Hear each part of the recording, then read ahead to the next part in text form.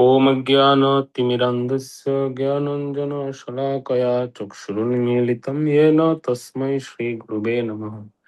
श्रीचैतन्यमनोभीष्टं स्थापितं येन भूतले स्वयं रूप कदा मह्यं ददाति सपदान्तिकम्।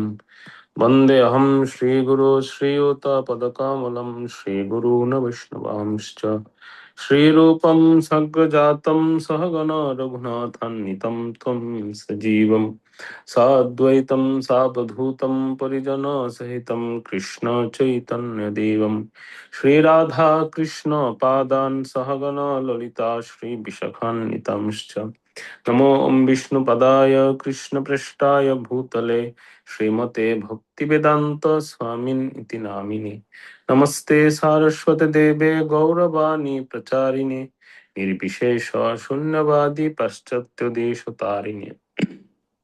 वञ्चाकल्पतरुभ्यश्च कृपा सिन्धुभ्येव च पतितानां पावनेभ्यो वैष्णवेभ्यो नमो नमः।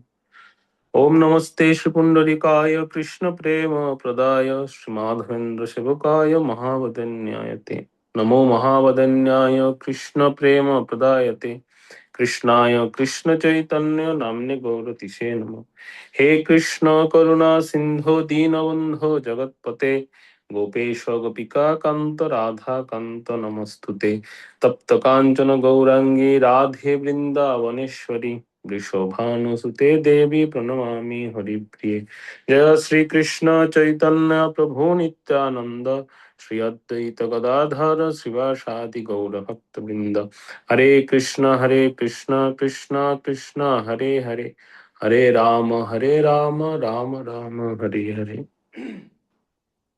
ओम नमो भगवते वासुदेवाय। ओम नमो भगवते वासुदेवाय। ओम नमो भगवते वासुदेवाय। नारायणं नमस्कृतं नरं चैव नरोत्तमं देवीं सरस्वतीं व्यासं ततो जयमुदीरयेत्। नष्टप्रायेषु भद्रेषु नित्यं भागवत सेवया भागवतमुत्तमं श्लोके भक्तिर्भवति नैष्टिकी। मूकं करोति वाचालं पङ्गुं लङ्घयते गिरिं यत्कृपातमहं वन्दे श्रीगुरुवे दीनतारिणं श्रीचैतन्येश्वरं परमानन्दमाधवम्। नमो विष्णुपदाय कृष्णपृष्ठाय भूतले श्रीमते जयपताका स्वामिन् इति नामिने नमो आचार्य प्रदायिनि प्रदायिनि गौरकथा दामोदय नमः। हरे कृष्ण। শ্রীমদ্ ভাগবত পাঠচক্র ক্লাসে উপস্থিত সমস্ত ভক্তমণ্ডলের শ্রীচরণ কমল বন্দনা করছি। সবাইকে সুস্বাগতম জানাই আমাদের আজকের ক্লাসে। ও আপনাদের সবাইকে রথযাত্রা এবং পরবর্তী উল্টো রথযাত্রার শুভেচ্ছা। আমাদের অত্যন্ত একটি মহিমান্বিত উৎসব এটি আমরা উদযাপন করেছি। তো যদিও গৌড়ীয় বৈষ্ণবদের জন্য উল্টো রথযাত্রা হচ্ছে একটি বিরহের উৎসব। মহাপ্রভু এই উল্টো রথযাত্রায় অংশগ্রহণ করতেন না, চৈতন্য চরিতামৃতে এরকম বলা আছে।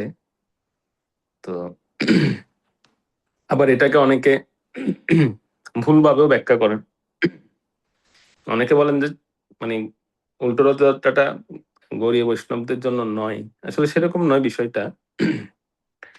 মহাপ্রভু তিনি যেহেতু শ্রীমতী রাধারানীর ভাবে তিনি থাকতেন, তো তিনি চৈতন্য চরিতামৃতে ছিল কৃষ্ণদাস কবিরাজ গোস্বামী পাদ বর্ণনা করছেন এইভাবে যে মহাপ্রভু জগন্নাথ দেবকে রথে আরোহণ পর্যন্ত থাকতেন উল্টো রথের সময়।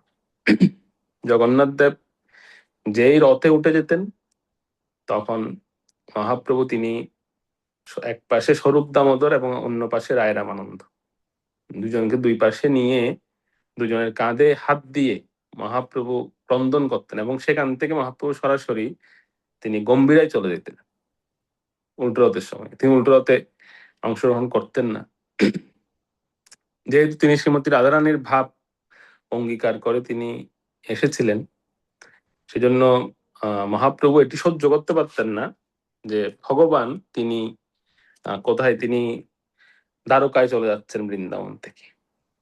সেজন্য মহাপ্রভু তিনি উল্টো রথে অংশগ্রহণ করতেন না। তো সেই ধারাবাহিকতা বা সেই ভাব বজায় রেখে অনেক গৌড়ীয় ভক্তরা ওনারা উল্টো রথে অংশগ্রহণ করেন না সচরাচর, কিন্তু এরকম বর্ণনা নেই যে এটা করা যাবে না বা সেরকম অংশগ্রহণ করা যাবে না, সেরকম বিষয় নয় আসলে। এটা সেজন্য মহাপ্রভুর যে ভাব সেটা তিনি প্রকাশ করেছিলেন। তো এই রথযাত্রা এবং উল্টো রথযাত্রা উদযাপন হয়েছে, এবং আজকে জগন্নাথ দেবের স্বর্ণবেশ ধারণ, যাদের ঘরে জগন্নাথ দেব আছে আপনারা জগন্নাথকে স্বর্ণের ভেষ পরাবেন আজকের দিনে। আজকে হচ্ছে জগন্নাথ দেব স্বর্ণের বেশ ধারণ করেন একাদশী তিথিতে, মানে স্বর্ণের হাত পরিধান করবেন, স্বর্ণের চরণ পরিধান করবেন। আশা করি সবাই পরিয়েছেন জগন্নাথ দেবকে আজকে। তারপরে যত রকমের স্বর্ণের অলংকার, অন্যদিন তিনি ফুলের সাজে সজ্জিত হতে খুব বেশি আনন্দিত হন। জগন্নাথ দেবের সবচেয়ে প্রিয় অলংকার হচ্ছে ফুলের অলংকার, এবং এটা হচ্ছে ওনাকে রাত্রিবেলা দেওয়া হয়, রাত্রিবেলা ওনাকে সাজানো হয় ফুলের অলংকার দিয়ে। তো যেহেতু উনি বৃন্দাবনে যান রাতের বেলা, এরকম বলা হয়। তো ওনার সবচেয়ে প্রিয় অলংকার হচ্ছে ফুলের পুষ্পের হার, কিন্তু আজকের দিনে ওনাকে ফুলের অলংকার দেওয়া হবে না। আজকে হচ্ছে ওনাকে, উনি রথ করে এসেছেন, তো ওনাকে মহারাজ ইন্দ্রদম্নের প্রতিজ্ঞা অনুসারে ওনাকে আজকে স্বর্ণের বেশ দেওয়া হবে। তিনি স্বর্ণ বেশ ধারণ করবেন, স্বর্ণের হস্ত, স্বর্ণের চরণ, স্বর্ণের মুকুট, এগুলো তিনি পরিধান করবেন। এবং আগামীকাল হচ্ছে ওনার যে অধরপানা ভোগ সেটি হবে, অর্থাৎ একদম জগন্নাথ দেবের মুখ পর্যন্ত, একদম মুখ অধর পর্যন্ত ওনাকে বিশেষ যে ঘোল সেটি দেওয়া হবে, এবং রসগোল্লা দেওয়া হবে জগন্নাথ দেবকে। তো এই যে পর্বগুলো এটা চলবে আরো 2-3 দিন জগন্নাথ পুরী ধামে। তো খুব সুন্দর একটি অনুষ্ঠান বা একটি উৎসব আমরা সম্পন্ন করেছি। তো এই উৎসব বা এই যে শ্রী জগন্নাথ দেব তিনি যে বছরে একবার বের হন আমাদের প্রত্যেকের জন্য, তিনি ওনার কৃপা আশীর্বাদ বা ওনার যে কৃপা শক্তি তিনি আমাদেরকে দান করার জন্য বেরিয়ে আসেন, সেটা আমাদের অবশ্যই গ্রহণ করা উচিত প্রত্যেকের। এবং আশা করি প্রত্যেকে আপনারা জগন্নাথ দেবের বিশেষ কৃপা লাভ করেছেন এই উৎসব থেকে। প্রায় 9 দিন ব্যাপী প্রত্যেক মন্দিরে অনুষ্ঠান হয়েছে, বিভিন্ন ভাগবত কথা হয়েছে, জগন্নাথ দেবের কথা হয়েছে, আপনারা প্রত্যেকে শ্রবণ করেছেন আশা করি। এবং একটা বিষয় খুব গুরুত্বপূর্ণ যে এই এই যে পর্বটা চলে জগন্নাথ দেবের, এটার একটা বিশেষত্ব হচ্ছে যে জগন্নাথ দেব এখন তিনি, মানে এই যে 8-9 দিন বা 7 দিন, 8-9 দিন যতদিন আমরা এই অনুষ্ঠানটা করি, জগন্নাথ দেব কিন্তু তিনি দর্শন করেন যে এই এই দিনগুলো আমরা কিভাবে অতিবাহিত করেছি, কিভাবে আমরা এটাকে কাটিয়েছি, কিভাবে আমরা এটাকে উদযাপন করেছি। জগন্নাথ দেব কিন্তু দেখেন, বলা হয়ে থাকে এরকম যে অন্যান্য সময় জগন্নাথ দেব তিনি দর্শন করেন ভক্তদের, কিন্তু এই বিশেষ সময়কালে তিনি দেখতে চান যে তার ভক্তদের অ্যাক্টিভিটিস কি, এই সময় তারা কিভাবে কাটিয়েছে এই সময়টা। তো যখন তিনি দেখেন যে তার ভক্তরা ওনার নাম গুণকীর্তনে বা ওনার কথা শ্রবণে আহ ভক্তরা অতিবাহিত করেছেন, তখন জগন্নাথ দেব তাদেরকে বিশেষ কৃপা দান করে। সেই বিশেষ কৃপা হচ্ছে কি, বলা হচ্ছে এরকম যে তিনি 3টি কৃপা করেন। প্রথমত হচ্ছে তার পূর্ব পূর্ব জন্মার্জিত যে সমস্ত পাপ তার মধ্যে থাকে, সে সমস্ত পাপ তিনি খণ্ডন করে দেন। মানে প্রারব্ধ, যেগুলো প্রারব্ধ জমে আছে আমাদের, যদি কেউ খুব সিনসিয়ারলি বা সিরিয়াসলি এই উৎসবটাকে উদযাপন করেন জগন্নাথ দেবের চিন্তনে, জগন্নাথ দেবের স্মরণে, ওনার কথা, ওনার নাম, এই বিভিন্নভাবে যদি এই সময়টাকে অতিবাহিত করা যায়, তো জগন্নাথ দেব অত্যন্ত কৃপালু হয়ে যান। কারণ কেন, তিনি গুন্ডিচায় চলে যান, তখন গুন্ডিচাতে অবস্থান করেন। আর বলা হয়ে থাকে শ্রীমন্দিরে দর্শনের, শ্রীমন্দিরে যদি আপনি 1000 বার দর্শন করেন তার যে ফল হবে, গুন্ডিচা মন্দিরে একবার দর্শন করলে তার ফল লাভ। তো এত স্পেশাল গুন্ডিচা মন্দিরের দর্শনটা। তো জগন্নাথ দেব অত্যন্ত দয়ালু হয়ে যান। তো তিনি যখন দেখেন তার ভক্তরা এইভাবে উদযাপন করেন, তখন তিনি তাদেরকে 3টি বর দেন। প্রথম বরে তিনি সমস্ত প্রারব্ধ খণ্ডন করে দেন, ভক্তদের প্রারব্ধ নিয়ে নেন, বা প্রারব্ধকে এরকম বলা হচ্ছে যে ভস্মীভূত করে দেন, একদম ধ্বংস করে দেন। এরপরে হচ্ছে আমরা এই জন্মে যে সমস্ত পাপগুলো আমাদের দ্বারা সংগঠিত হয়েছে পূর্বে পূর্বে বা এই বয়সসীমা পর্যন্ত, সেগুলো তিনি হরণ করে নেন বা সেগুলো তিনি ধ্বংস করে দেন। এবং পরবর্তীতে যখন পূর্বজন্মের বা এই জন্মের আমাদের সমস্ত পাপ অপরাধ খণ্ডন হয়ে যায়, তখন তিনি সে ভক্তকে 3য় বর দেন যে মৃত্যুর পরে সেই ভক্ত অবশ্যই শ্রী জগন্নাথ দেবের কাছে ফিরে যান, ভগবানের লোকে ফিরে যান। সেজন্য এই যে 8-9 দিন যে পর্ব আমাদের আমরা অতিবাহিত করেছি, এটা আমাদের প্রত্যেকের জন্য অত্যন্ত মহিমান্বিত একটি সময় গিয়েছে আমি মনে করি। আশা করি সবাই আমরা খুব ভালোভাবে এটিকে কাটিয়েছি, বা জগন্নাথ দেবের কথা, জগন্নাথ দেবের নাম গুণকীর্তন এবং জগন্নাথ দেবের প্রসাদ সেবা করে আমরা কাটিয়েছি। যেমন আমার ক্ষেত্রে যেটা ঘটেছে সেটা হচ্ছে কি, সচরাচর আমি ভাগবত সপ্তাহ বা ভাগবত কথা যখন করি, আমি তখন চেষ্টা করি প্রসাদ না পাওয়ার। মানে আমি ভাগবত কথার পরে সাধারণত প্রসাদ পাই না। এটা এটা একটা আমার আগে থেকে সংকল্প ছিল। তো কিন্তু এই যে 7 দিন ভাগবত সপ্তাহ হয়েছে, তো ওনারা প্রসাদ দিয়েছেন আমাদেরকে। ওখানে তো প্রসাদ পাইনি, ওনারা আমাদেরকে প্রসাদ বেঁধে দিয়েছে ভক্তদের। মানে আমার সঙ্গে যারা থাকতো গন্ধর্বরা, গন্ধর্বদের জন্য প্রসাদ দিয়ে দেওয়া হয়েছে। তো এখন পরে দেখা গেছে যে ওরা আসার পরে আমাকে বলছে, প্রভু জগন্নাথ দেবের প্রসাদের মহিমা আপনি বলছেন, তো প্রসাদ পাবেন না একটু? এটা কি হয় এরকম? তো তো অনেক সময় হয় যে কি, আমাকে প্রসাদ পেতে হয়েছে এখানে। কারণ জগন্নাথ দেবের একটি বিশেষ মাহাত্ম্য বলা আছে এরকম, মানে অন্যান্য দর্শনে, ভগবানের অন্যান্য রূপের দর্শনে আমরা প্রথমে গিয়ে ভগবানকে দর্শন করি, ভগবানকে আমরা স্তুতি করি। কিন্তু জগন্নাথ দেবের ক্ষেত্রে বলা হয়েছে এমন যে জগন্নাথ দেবের পুরীতে যদি আপনারা কখনো যান, তো দর্শনের নিয়মটা হচ্ছে এরকম যে যদি কেউ এভাবে দর্শন করে তাহলে তার দর্শনটা খুব পরিপূর্ণ হবে। যে তিনি আগে সর্বপ্রথমে গিয়ে আনন্দবাজারে প্রসাদ গ্রহণ করবেন, তারপরে হচ্ছে আপনি ভগবানকে দর্শন করতে যাবেন।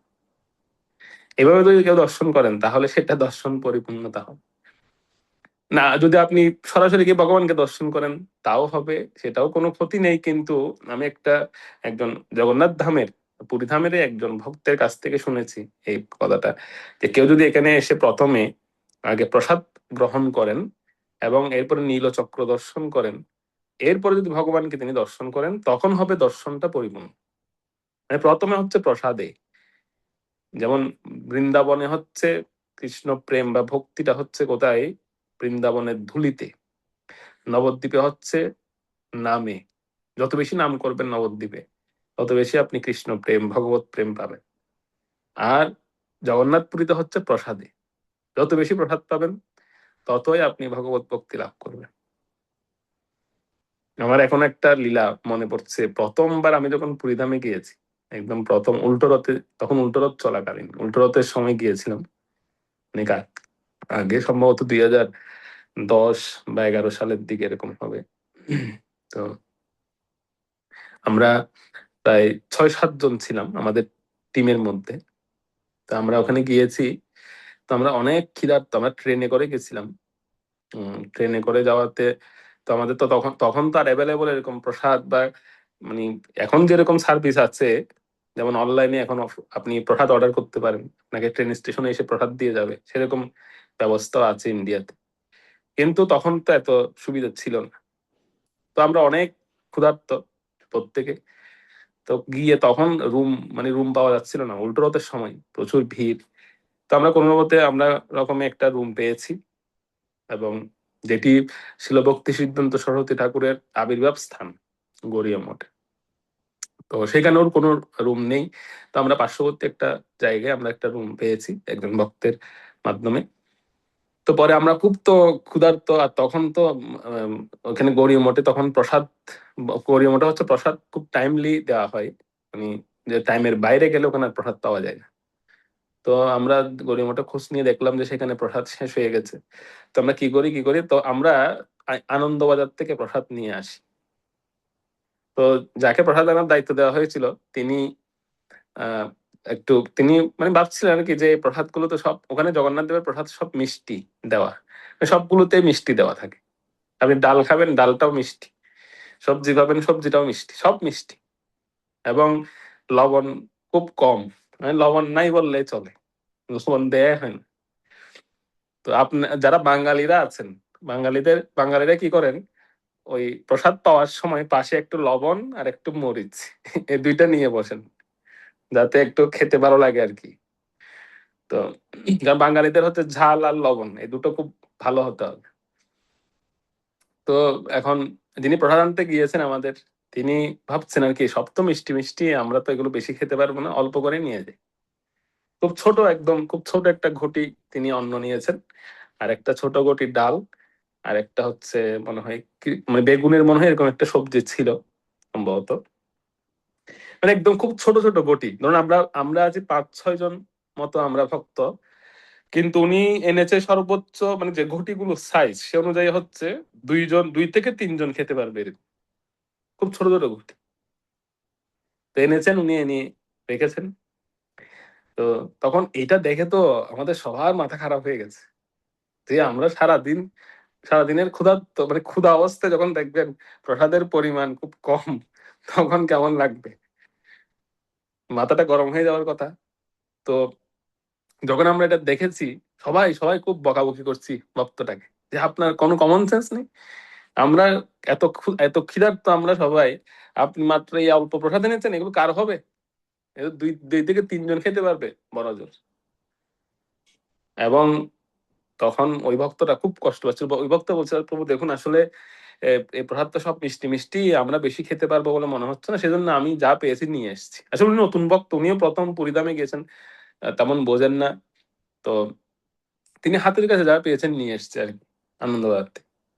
তো পরে যখন এই প্রসাদ সার্ভিস করা হচ্ছিল, আপনারা আশ্চর্য হয়ে যাবেন, আমি এখনো পর্যন্ত আমার মানে এই কথাটা যখন মনে হয় তখন আমি অবাক হয়ে যাই যে এটা কিভাবে সম্ভব। যখন পরিবেশন করা হচ্ছিল এই ছোট ছোট ঘটি, আমরা 5-6 জন ভক্ত খাওয়ার পরেও সেখানে আরো প্রায় 1-2 জনের প্রসাদ বেঁচে গেছে। এবং এমন নয় যে আমরা খুব অল্প অল্প খেয়েছি তা না, আমরা কিন্তু খুব পেট ভরে একদম পর্যাপ্ত প্রসাদ পেয়েছি, শেষই হচ্ছে না, মনে হচ্ছে যেন ওই ঘটি থেকে প্রসাদ শেষই হচ্ছে না এরকম। মানে এখনো পর্যন্ত আমার এই কথাটা মনে হলে আমি মানে মনে করি যে আমরা আসলে জগন্নাথের প্রসাদের উপর মানে প্রসাদকে অবমাননা করেছি, যে প্রসাদের সাইজ দেখে আমরা, ঘটির সাইজ দেখে আমরা বলছিলাম যে এই ছোট ঘটিতে কি হবে আমাদের। তো জগন্নাথ দেব আমাদের দেখেছেন যে আমার এখানে হচ্ছে অন্নপূর্ণার ভান্ডার, এখানে কখনো শেষ হবে না। আমার এখনো সেই ইয়েটা মনে পড়ে, সেই স্মৃতিটা। এবং আমার এটাও মনে আছে যে আমরা কি করেছিলাম, যে প্রসাদটা বেঁচে গিয়েছিল সেটা আবার রাত্রে আমরা পেয়েছি। প্রায় 2-3 জনের মতো ভক্তের প্রসাদ ওখানে ছিল আরো। তো সেই জন্য পুরীধামে মহাপ্রসাদ, জগন্নাথ দেবের মহাপ্রসাদের অনেক মহিমা আছে, বা অনেক সেখানে অনেক এই প্রসাদের অনেকগুলো শক্তি, প্রসাদের মধ্যে ভগবানের কৃপা সেখানে লুকিয়ে আছে। তো আপনারা সেই প্রসাদও গ্রহণ করেছেন, এই ওই দিনে জগন্নাথ দেবের বিশেষ কৃপা লাভ করেছেন। তো আহ সেজন্য আমাদের উচিত এই যে সমস্ত পর্বগুলো আসে আমাদের প্রত্যেক আমাদের জীবনে ভগবান রিলেটেড, সে পর্বগুলো আমাদের উদযাপন করা উচিত, ভগবানের নাম গুণ কীর্তনে, ভগবানের কথা শ্রবণে সেভাবে উদযাপন করা উচিত।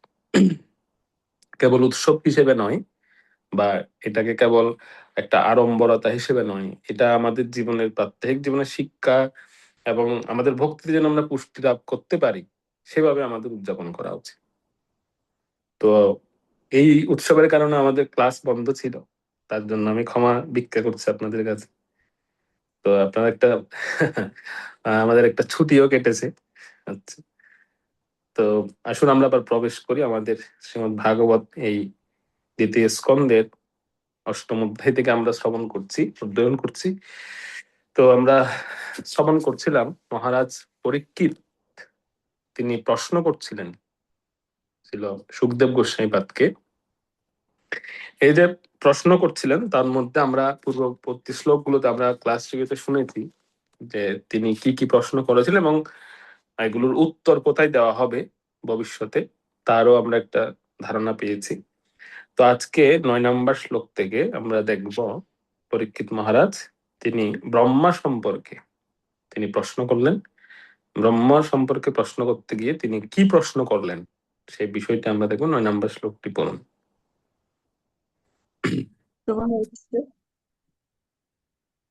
শ্লোক নং 9। অজসৃজতি ভূতানি ভূতাত্মা যদনুগ্রহাৎ দদৃশে যেন তদ্রূপম নাভি পদ্ম সমুদ্ভব। অনুবাদ: যার জন্ম কোনো জড় উৎস থেকে হয়নি, পক্ষান্তরে ভগবানের নাভি থেকে উদ্ভূত কমল থেকে হয়েছে, এবং সেই সূত্রে যিনি জন্মরহিত, সেই ব্রহ্মা জড়জগতের সমস্ত প্রাণীসমূহের স্রষ্টা। ভগবানের কৃপায় সেই ব্রহ্মা তাকে দর্শন করতে সক্ষম হয়েছিলেন। হরে কৃষ্ণ। তো আমি এখানে কয়েকজনকে কো-হোস্ট করে দিয়েছি, যেহেতু আমার আসলে ল্যাপটপটা একটু ডিস্টার্ব করছিল। মানে যখন শুরু করেছি ক্লাসটা ওই সময় বন্ধ হয়ে গেছে ল্যাপটপটা, তো আমাকে আবার এখন মোবাইল থেকে জয়েন করতে হয়েছে। তো আমি এখানে মোবাইল থেকে ক্লাস করলে যেটা হয় সেটা আপনারা জানেন, আমি এখানে দেখতে পাচ্ছি না কাদের শ্লোক আছে আজকে। আমি তারপর কয়েকজনকে কো-হোস্ট করে রেখেছি, তো আপনারা পড়বেন। বা যদি কেউ থাকে এরকম যে উনি শ্লোক পাঠ করার মতো, তো উনি আগে আগে হ্যান্ড রাইজ করে রাখবেন।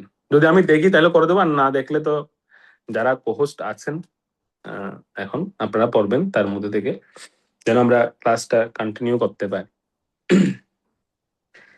তো 9 নম্বর শ্লোকে পরীক্ষিত মহারাজ তিনি ব্রহ্মা সম্পর্কে জানতে চাইলেন। এর আগের শ্লোকে 8 নম্বর শ্লোকে এই শ্লোকটার লিঙ্ক আছে, যে 8 নম্বর শ্লোকে দেখুন, সেখানে পরীক্ষিত মহারাজ বলেছিলেন যে যার উদর থেকে পদ্মনাল প্রাদুর্ভূত হয়েছিল। এটা অ্যাকচুয়ালি ব্রহ্মাকে মিন করেছেন তিনি, মানে জীব তত্ত্বকে মিন করেছেন। তো 9 নম্বর শ্লোকে এসে একদম ক্লিয়ারলি তিনি বলছেন যার জন্ম কোনো উৎস থেকে হয়নি। এটা ব্রহ্মাজিকে মিন করছেন, মানে ব্রহ্মাজির জন্ম আসলে কোনো মাতৃগর্ভ থেকে হয়নি, বা সেরকম কোনো আমাদের যেরকম জীবেদের যেরকম জন্ম, মানে সাধারণ জীবদের যেরকম জন্ম, সেরকম জন্ম ব্রহ্মাজির হয়নি। ব্রহ্মাজির হয়েছিল কোথার থেকে? পদ্ম ফুল থেকে, পদ্ম নাল বা পদ্ম পুষ্প থেকে ব্রহ্মাজির জন্ম হয়েছে। অ্যাকচুয়ালি সে পদ্ম পুষ্পটা এসেছিল ভগবানের নাভি কমল থেকে।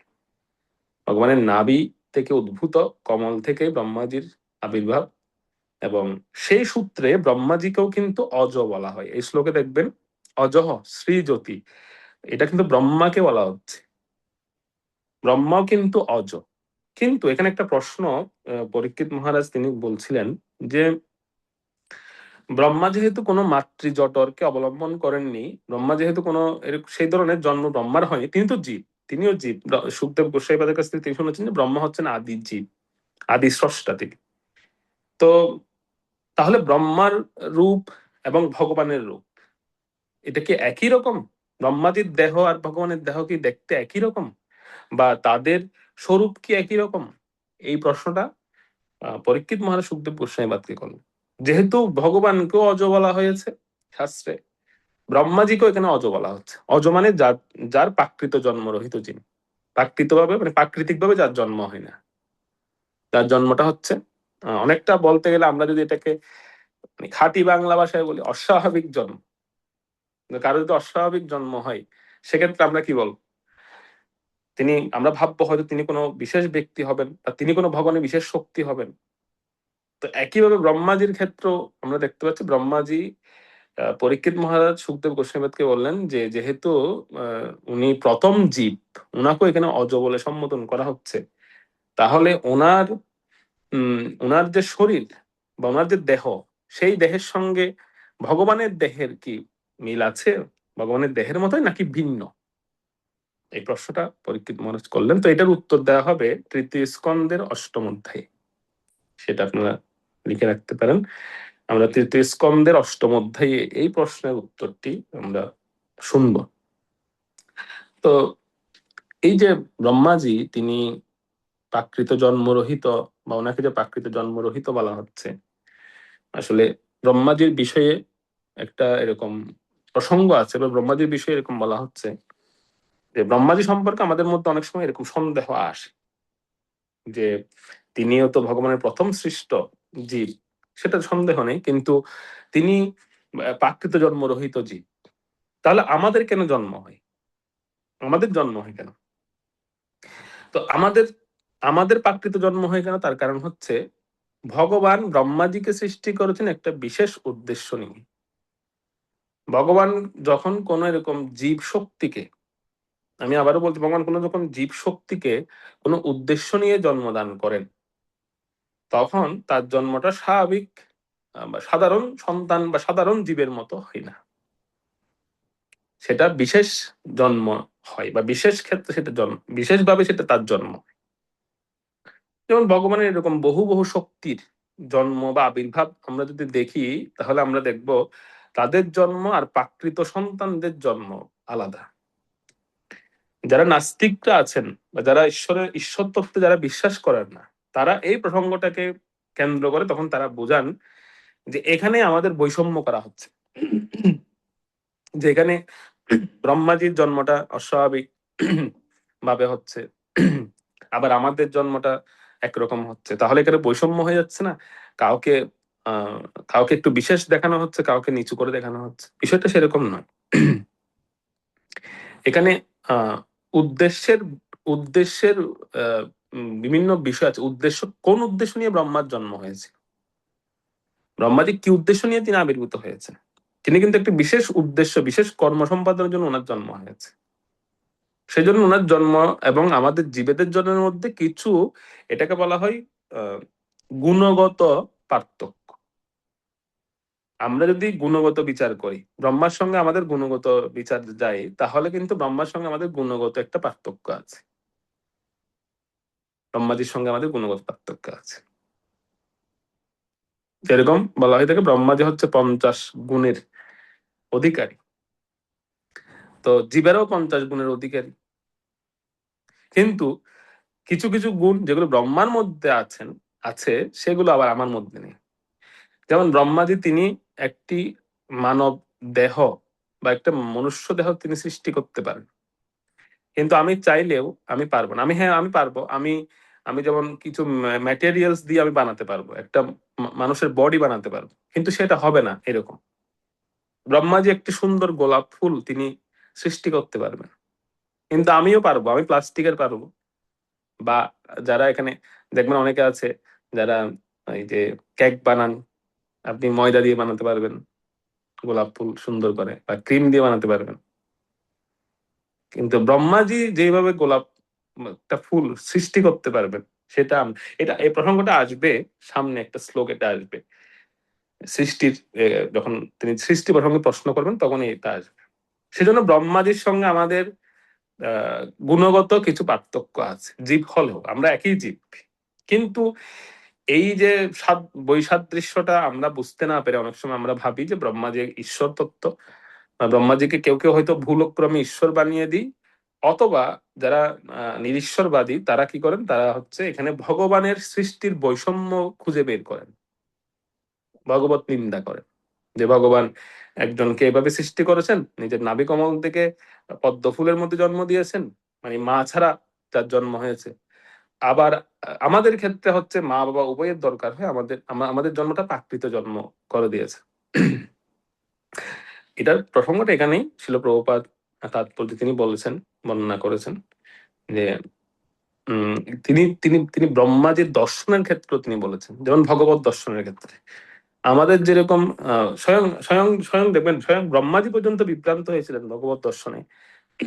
তথাপি তিনি আহ, ব্রহ্মাজির সঙ্গে আমাদের পার্থক্যটা হচ্ছে কি, ব্রহ্মাজি বিভ্রান্ত হওয়ার পরে তিনি বুঝতে পেরেছিলেন ওনার বিভ্রান্তির কারণ, এবং সে কারণ বুঝতে পেরে তিনি নিজেকে সংশোধন করে তিনি ভগবানের স্তুতি করেছিলেন পরবর্তীতে, এবং ভগবানের রূপকে প্রত্যক্ষভাবে দর্শন করেছেন ব্রহ্মাজি।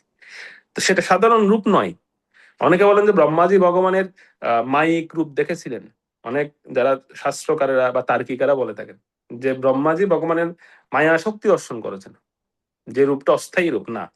তারপর যে প্রভুপাদ বলেছেন ব্রহ্মাজি যে রূপটা দেখেছেন এটা কিন্তু স্থায়ী রূপ, ওটা চিন্ময় রূপ ব্রহ্মাজি দর্শন করেছে। এখন আমি বা আমাদের ক্ষেত্রে যদি আমরা বিচার করি, আমরা কি ভগবানের চিন্ময় স্বরূপ দর্শন করতে পেরেছি? পারিনি। তো সেজন্য ব্রহ্মাজির সঙ্গে আমাদের কিছু গুণগত বিশেষ পার্থক্য আছে। কি পার্থক্য আছে সেটা আমরা তৃতীয় স্কন্ধে অষ্টম অধ্যায়ে বিস্তারিত সেখানে আলোচনা করা হবে। এখানে আমরা জানতে পারি যে অ্যাকচুয়ালি ব্রহ্মাজির সঙ্গে জীবের দেহের কি সাদৃশ্য এবং ভিন্নতা, এই দুটো প্রসঙ্গ সেখানে আমরা শ্রবণ করি।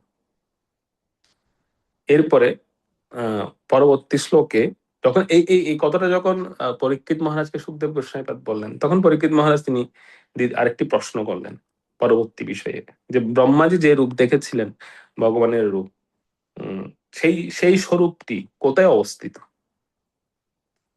সেটা 10 নম্বর শ্লোকে তিনি প্রশ্নটা করছেন। বলুন 10 নম্বর শ্লোক।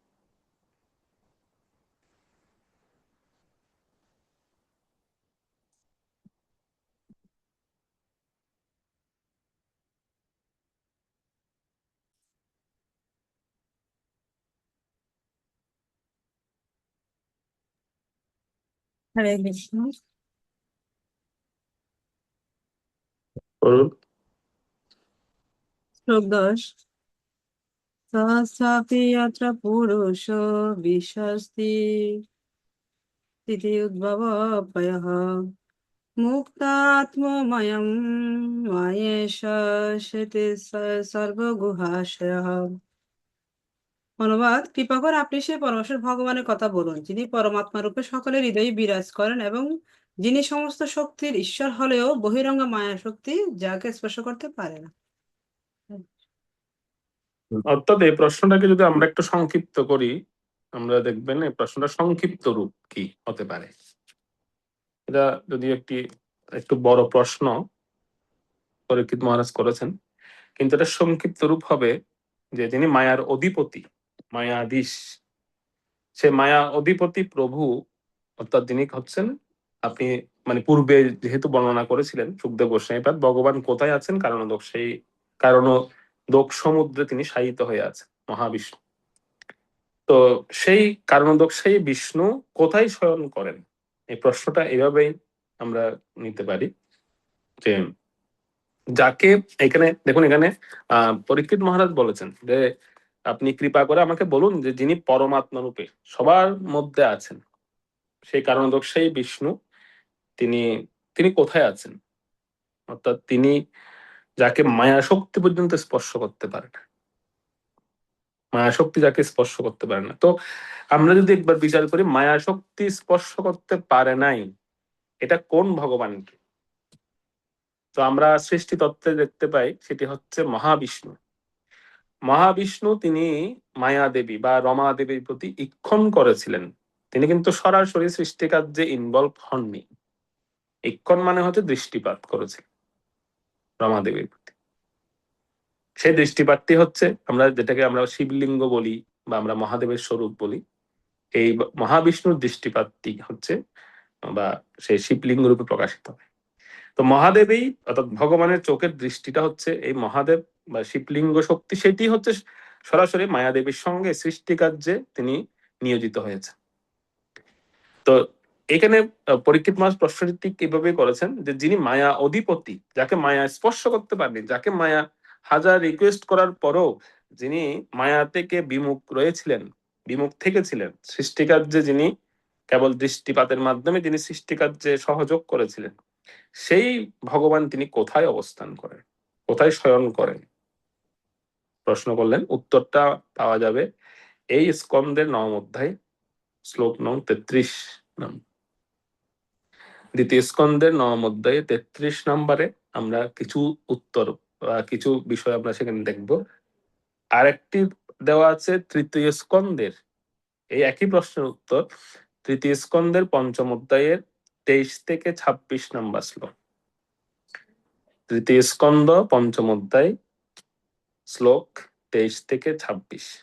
সেখানেও আপনারা এই যে আপনারা শ্লোক রেফারেন্স গুলো নিচ্ছেন, আপনারা কিন্তু মনে রাখবেন সেটা, বা আপনারা চাইলে এখনো মিলিয়ে নিতে পারেন বা দেখতে পারেন, যারা যারা হয়তো পড়ছেন, তৃতীয় স্কন্ধ পড়ছেন, কেউ কেউ আছেন, আপনারা যখন সেই অধ্যায়টা পড়বেন তখন এই বিষয়গুলো সেখানে আলোচিত হচ্ছে কিনা সেটা আপনারা দেখতে পারেন সেখানে, বা সেখানে আপনারা সেটা দেখবেন। অথবা আপনারা যারা ধারাবাহিকভাবে এই পাঠচক্রের মাধ্যমে পড়ছেন। আপনারা মনে রাখবেন, যখন আমরা সেই স্কন্ধে যাব তখন প্রশ্নটা যদি পরীক্ষিত মহারাজ নাও করে, আপনারা করবেন, প্রভু এখানে তো একটা বিষয় ছিল, এরকম একটা বিষয় এখানে আমরা জানার কথা, তো দয়া করে সেটা আমাদেরকে শোনান।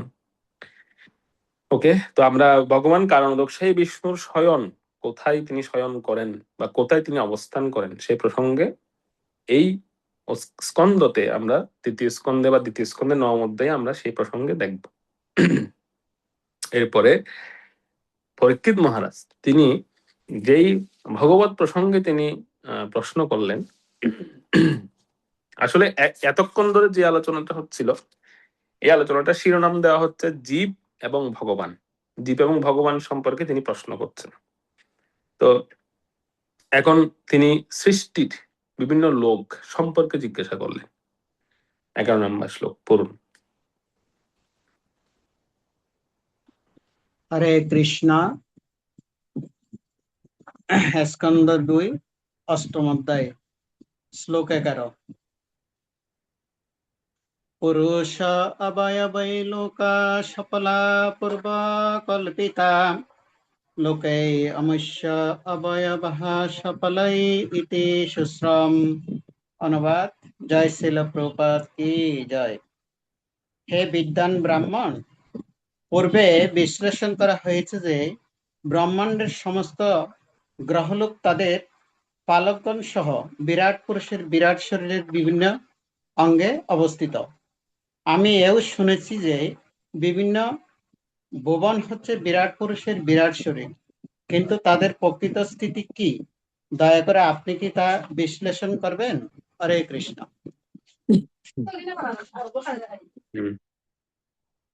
আমি বিশ্লেষণ করব, কিন্তু তার আগে আপনাদের বলতে হবে যে এটা কোথায় পড়েছে। আপনি তো বিশ্লেষণ করতে বললেন, আমাকে অনুরোধ করলেন, তো আমি এটা প্রশ্ন হচ্ছে এটা কোথায় শুনেছেন যে বিরাট পুরুষের ব্রহ্মাণ্ডের সমস্ত গ্রহলোকের অবস্থান বা স্থিতি, এ প্রসঙ্গে কোথায় শুনেছেন? কেউ বলতে পারবেন? এখানে মনে আছে কারো? আমরা কোথায় এটা এটা কিন্তু আমরা পরে এসেছি, সেজন্যই তো পরীক্ষিত মহারাজ এটা বলছেন যে আমি এর আগে শ্রবণ করেছি সমস্ত গ্রহলোক তাদের পালকগণ সহ বিরাট পুরুষের বিভিন্ন অঙ্গে অবস্থিত। তো আমরা সে প্রসঙ্গে কোথায় পড়েছিলাম বলুন? পঞ্চম অধ্যায়ে। ওকে, মাতাজির উত্তর একদম 100% সঠিক হয়েছে। পঞ্চম অধ্যায়ে আমরা পড়েছি, আরেকটি অধ্যায়ে পড়েছি। ঠিক আছে, আপনার উত্তরটা ঠিক আছে। আরো একটি অধ্যায়ে আমরা এই প্রসঙ্গে শুনেছি, এটা কে বলতে পারে? না না, সপ্তম অধ্যায় না, আরো একটা অধ্যায়ে কিন্তু আমরা শুনেছি। কে বলতে পারবেন? দ্বিতীয় স্কন্ধের পঞ্চম অধ্যায়, ঠিক আছে উত্তর। আরেকটা অধ্যায়ে আমরা শুনেছি বিরাট পুরুষ সম্পর্কে, বিরাট পুরুষ এবং তাদের অবস্থান, এই যে গ্রহলোক পালগণ তাদের অবস্থান, তারা যে ভগবানের অঙ্গে বিভিন্ন অঙ্গে অবস্থিত, এই প্রসঙ্গে আমরা শুনেছি দ্বিতীয় স্কন্ধের প্রথম অধ্যায়ে। ঠিক আছে, তো একটা হচ্ছে প্রথম অধ্যায়ে আমরা এই প্রসঙ্গে শুনেছিলাম, আরেকটা হচ্ছে পঞ্চম অধ্যায়ে। তো এটা 19 শ্রবণ করে, ওখানে তো বিস্তারিত বলা হয়নি। তিনি সুখদেব গোস্বামীকে প্রার্থনা করলেন যে এই যে তারা বিরাট পুরুষের বিভিন্ন শরীর বলে আপনি আখ্যায়িত করেছেন এবং তারা যে অবস্থান করছেন ভগবানের বিভিন্ন শরীরে, এই প্রসঙ্গে আমাকে বিস্তারিত বর্ণনা করুন। আমি বিস্তারিত শুনতে চাই, কিভাবে তারা অবস্থান করছেন ভগবানের অঙ্গে, কিভাবে তারা অবস্থান করছেন সে প্রসঙ্গে বলুন। তো এর উত্তর দেওয়া হবে দ্বিতীয় স্কন্ধের দশম অধ্যায়ের 10 থেকে 35 নাম্বার শ্লোক। এ প্রসঙ্গে সেখানে উত্তর বা কিছু দিক নির্দেশনা সেখানে দেওয়া হবে। আর আরো কিছু দিক নির্দেশনা দেওয়া হবে তৃতীয় স্কন্ধের ষষ্ঠ অধ্যায়। তৃতীয় স্কন্ধ ষষ্ঠ অধ্যায়ে এ প্রসঙ্গে বিস্তারিত বর্ণনা করা হবে, এবং তৃতীয় স্কন্ধের 26 অধ্যায়ে এই প্রসঙ্গে বিস্তারিত বর্ণনা করা হবে। পঞ্চম স্কন্ধের 23 অধ্যায়ে এ প্রসঙ্গে বিস্তারিত বর্ণনা। অনেকগুলো রেফারেন্স দিয়ে দিলাম আপনাদের। তো যারা যারা এই প্রসঙ্গে শুনতে চান বা যারা যারা এই প্রসঙ্গে মানে বিরাট পুরুষ সম্পর্কে একটি ধারণা পেতে চান, আপনারা এই রেফারেন্স গুলো আপনারা পরে দেখতে পারেন। দ্বিতীয় স্কন্ধের দশম অধ্যায় 10 থেকে 35, তৃতীয় স্কন্ধের 6ষ্ঠ অধ্যায়, তৃতীয় স্কন্ধের 26 অধ্যায় এবং পঞ্চম স্কন্ধের 23 অধ্যায়। সেখানে এই বিরাট পুরুষ সম্পর্কে কিছু ধারণা দেওয়া হয়েছে। তো ভগবান এবং জীব সম্পর্কে প্রশ্ন করার পরে ছিল পরীক্ষিত মহারাজ, তিনি কর্ম এবং কাল সম্পর্কে প্রশ্ন করলেন। অর্থাৎ ভগবান এবং জীব সম্পর্কে ওনার প্রশ্ন শেষ হওয়ার পর, শেষ হয়নি, আরো আসবে, ভগবান এবং জীব সম্পর্কে আরো প্রশ্ন করবেন পরবর্তীতে। এখন 12 নম্বর শ্লোক থেকে 18 নম্বর শ্লোক পর্যন্ত তিনি কর্ম এবং কাল এই প্রসঙ্গে তিনি প্রশ্ন করবেন। তো আমরা দেখি 12 নম্বর শ্লোকে তিনি কি প্রশ্ন করবেন। 12 নম্বর শ্লোক অনুবাদ করুন। হরে কৃষ্ণ। স্কন্দ 2, অষ্টম অধ্যায়, শ্লোক নং 12। ইয়াভান কল্প কাল বিকল্প বায়তা কাল অনুবিয়তে ভূত ভব্য ভবৎ শব্দ আয়ুহমানম চ ইয়চ্ছতঃ। অনুবাদ: দয়া করে আপনি সৃষ্টি এবং প্রলয়ের অন্তর্বর্তী কাল, গৌণ সৃষ্টি এবং অতীত, বর্তমান এবং ভবিষ্যৎ শব্দের দ্বারা সূচিত কালের প্রকৃতি সম্বন্ধে বিশ্লেষণ করুন। দেবতা, মানুষ ইত্যাদি নামে পরিচিত বিভিন্ন গ্রহলোকের বিভিন্ন জীবের আয়ুর কাল এবং পরিমিতি সম্বন্ধেও বিশ্লেষণ করুন। হরে কৃষ্ণ। তো এখানে দুটো প্রশ্ন আমরা পাচ্ছি। একটি হচ্ছে কল্প মানে হচ্ছে সৃষ্টি ও প্রলয়ের মধ্যবর্তী বা অন্তর্বর্তীকালীন সময়, এটাকে বলা হয় কল্প। তো এই কল্প হচ্ছে, এখানে হচ্ছে কাল সম্পর্কে তিনি এই প্রথম 12 নম্বর শ্লোকটা হচ্ছে কাল সম্পর্কে তিনি জিজ্ঞাসা করলেন, যে যখন সৃষ্টির এবং প্রলয়ের অন্তর্বর্তী যে সময়, কাল বা কল্প যাকে আমরা বলি, এবং তৎপরবর্তী দেখা যাচ্ছে যেটা গৌণ সৃষ্টি, বিকল্প। কল্প মানে হচ্ছে সৃষ্টি এবং প্রলয়ের মধ্যবর্তী স্থান, আর বিকল্প হচ্ছে কল্পের উপবিভাগ। ঠিক আছে? অর্থাৎ অন্তর্বর্তীকালীন সময়ের মধ্যেও আরো কিছু সৃষ্টি হয়, উপবিভাগ। সেই বিকল্প এবং অতীত, বর্তমান ও ভবিষ্যৎ এই সমস্ত শব্দের দ্বারা সূচিত কালের প্রকৃতি সম্বন্ধে বিশ্লেষণ করুন। ঠিক আছে? তো যারা দেবতা, মানুষ ইত্যাদি নামে পরিচিত বিভিন্ন গ্রহলোকে যাদের অবস্থান বা বিভিন্ন যে আয়ু, তাদের কাল, এক একজন দেবতাদের, বা এই যে সপ্তলোক, ঊর্ধ্ববর্তী সপ্তলোক, নিম্নবর্তী সপ্তলোক, সেখানে অবস্থিত ব্যক্তিদের, তাদের আয়ু, তাদের কাল কিভাবে পরিমিত করা আছে, কিভাবে নির্ধারণ করা আছে, এই প্রসঙ্গটা আমাকে শোনান। ঠিক আছে? কালের প্রকৃতি বিশ্লেষণ করুন এবং মানুষ, দেবতা প্রভৃতির আয়ু, সেটিও আমাকে শোনান, বিশ্লেষণ। এটা হচ্ছে তিনি কালের একটি বিভাজন করেছেন। এই প্রসঙ্গে রেফারেন্সটা একটু বেশি আপনারা নিয়ে রাখতে পারেন। এইটা প্রসঙ্গে উত্তর বা এই প্রসঙ্গে আমরা ধারণা পাবো দ্বিতীয় স্কন্ধের 10ম অধ্যায়, 10ম অধ্যায়ের 46 নম্বর শ্লোকে আমরা পাবো হচ্ছে কল্প সম্পর্কে, অর্থাৎ সৃষ্টি এবং প্রলয়ের অন্তর্বর্তী কাল। এই কল্প সম্পর্কে আমরা একটা ধারণা পাবো। আসলে আমি ধারণাগুলো এখানে আপনাদের বলতে পারি, কিন্তু আমি এখন বলবো না, যেহেতু আমরা ধারাবাহিকভাবে সেই অধ্যায়গুলোতে যাব, তখন আমরা এটা প্রসঙ্গে বিস্তারিত শুনবো। তো আমরা কল্প সম্পর্কে জানবো হচ্ছে দ্বিতীয় স্কন্ধে 10ম অধ্যায় 46 নম্বর শ্লোক। 46 নম্বর শ্লোকে আমরা এই কল্প সম্পর্কে জানবো। আবার কল্প সম্পর্কে তৃতীয় স্কন্ধের 11 অধ্যায়ও বলা হয়।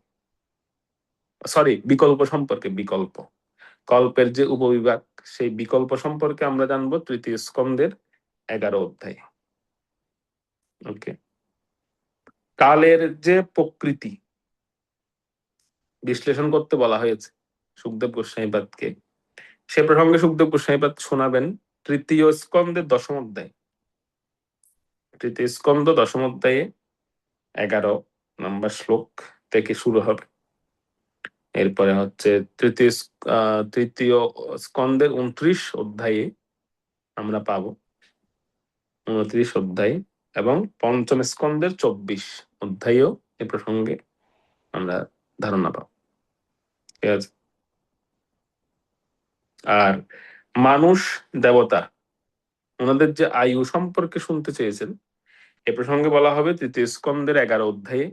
এ প্রসঙ্গে আমরা শুনতে পাবো তৃতীয় স্কন্ধের 29 অধ্যায়ে এ প্রসঙ্গে আমরা 11 এবং 29 সেখানে 29 নয় 11।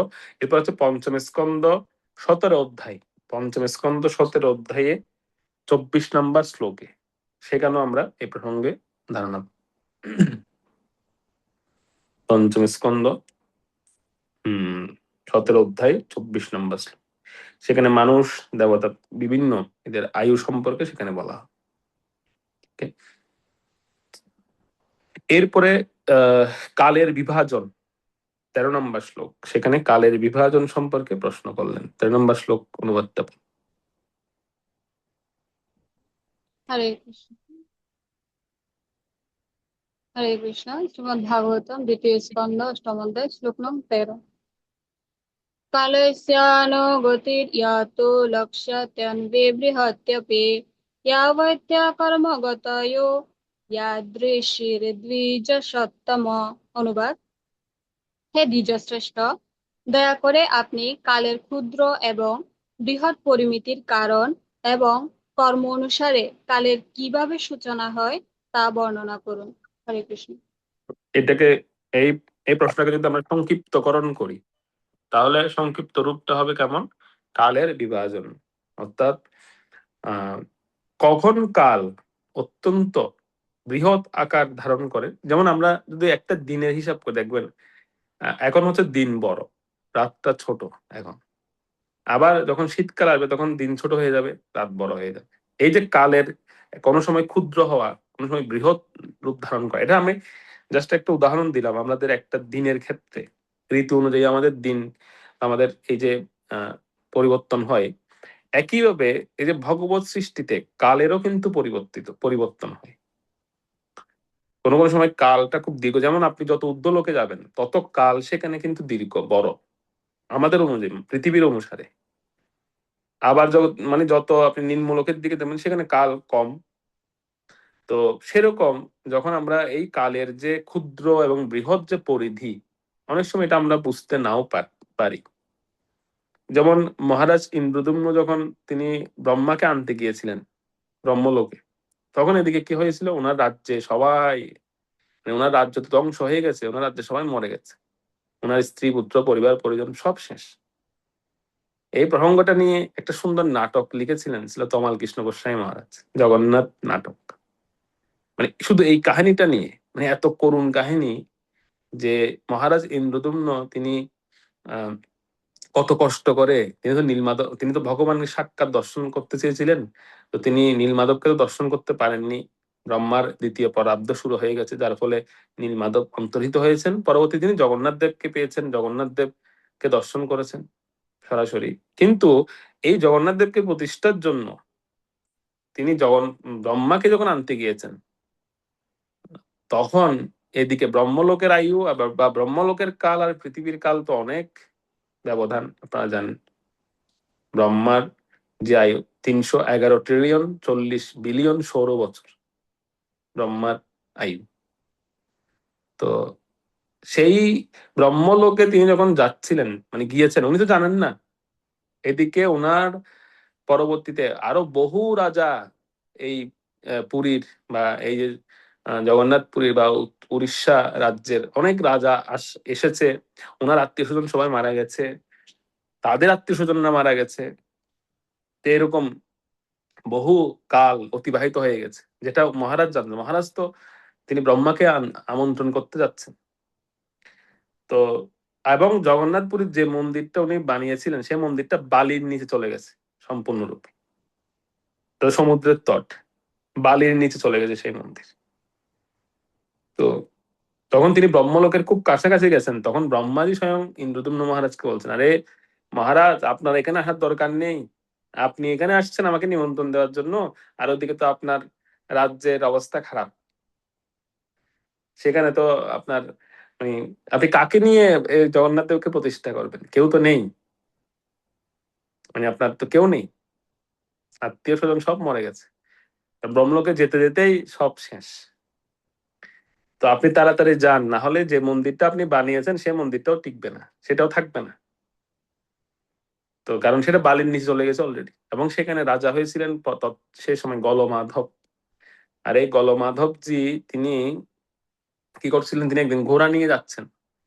যখন ঘোড়া নিয়ে যাচ্ছিলেন তো ঘোড়ার পায়ের সঙ্গে যে জগন্নাথ দেবের মন্দিরের চূড়ায় যে নীলচক্র আছে, সে নীলচক্রের সঙ্গে লেগে ঘোড়াটা মানে সেখানে থেমে যায়, ঘোড়াটা আটকে যায়। তো যখন ঘোড়া যাচ্ছে না, আটকে গেছে, তখন গলমাধব হাজার চেষ্টা করার পরে ঘোড়া যখন নড়ছে না, তখন ঘোড়া থেকে নেমে ঘোড়ার খুঁড়ে কি হয়েছে দেখার জন্য যখন বালি কুড়েছেন, সে নীলচক্রের সন্ধান পেয়েছে। এবং পরবর্তীতে তিনি আদেশ দিলেন সবাইকে, আর যখন খনন করা হলো তখন সেখান থেকে জগন্নাথ দেবের মন্দিরটা বেরিয়ে এসেছে। আর যে মন্দির বেরিয়ে এসেছে, গলমাধব কি বলছে, যে এই মন্দিরটা আমি করেছি, যেহেতু আমি আবিষ্কার করেছি, সুতরাং এই মন্দিরের মালিক হচ্ছে আমি। মহা দুমদাম সহকারে প্রতিষ্ঠা করার বা সেই মন্দির উদ্বোধন করার আয়োজন করলেন তিনি। আর ওদিকে ব্রহ্মাজি ইন্দ্রদম্ন মহারাজকে বলেন, আপনি তাড়াতাড়ি যান, আপনার আত্মীয় স্বজন তো কেউ নেই, বরং আপনি যে মন্দিরটা করে এসেছেন সেটাও যাচ্ছে। তো মহারাজ ইন্দ্রদম্ন তখন তিনি ব্রহ্মলোক থেকে তাড়াতাড়ি চলে আসলেন, আর এসে দেখতে পাচ্ছে গলমাধব তার সৈন্য সামন্ত পরিবার পরিজন নিয়ে মন্দির উদ্বোধন করার জন্য তিনি ব্যস্ত হয়েছে। তো মহারাজ ইন্দ্রদম্ন প্রথমে এসে দেখতে পেলেন উনার রাজ্য তো নেই, উনার কোনো আত্মীয় স্বজন কারো কোনো চিহ্ন পর্যন্ত নেই, থাকবে কোত্থেকে? ব্রহ্মলোকে যাওয়া মানে এটা কি সহজ কথা?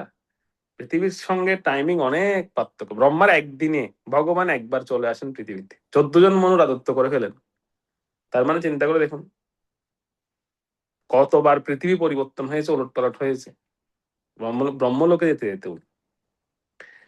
তো উনি তো ভগবানের বিশেষ কৃপা প্রাপ্ত ছিলেন, সেজন্য উনি হয়তো উনার উনার কিছু হয়নি, উনার মৃত্যু হয়নি। কারণ আপনারা আবার প্রশ্ন করতে পারেন যে প্রভু তাহলে উনার কি হলো, উনি মরলেন না কেন?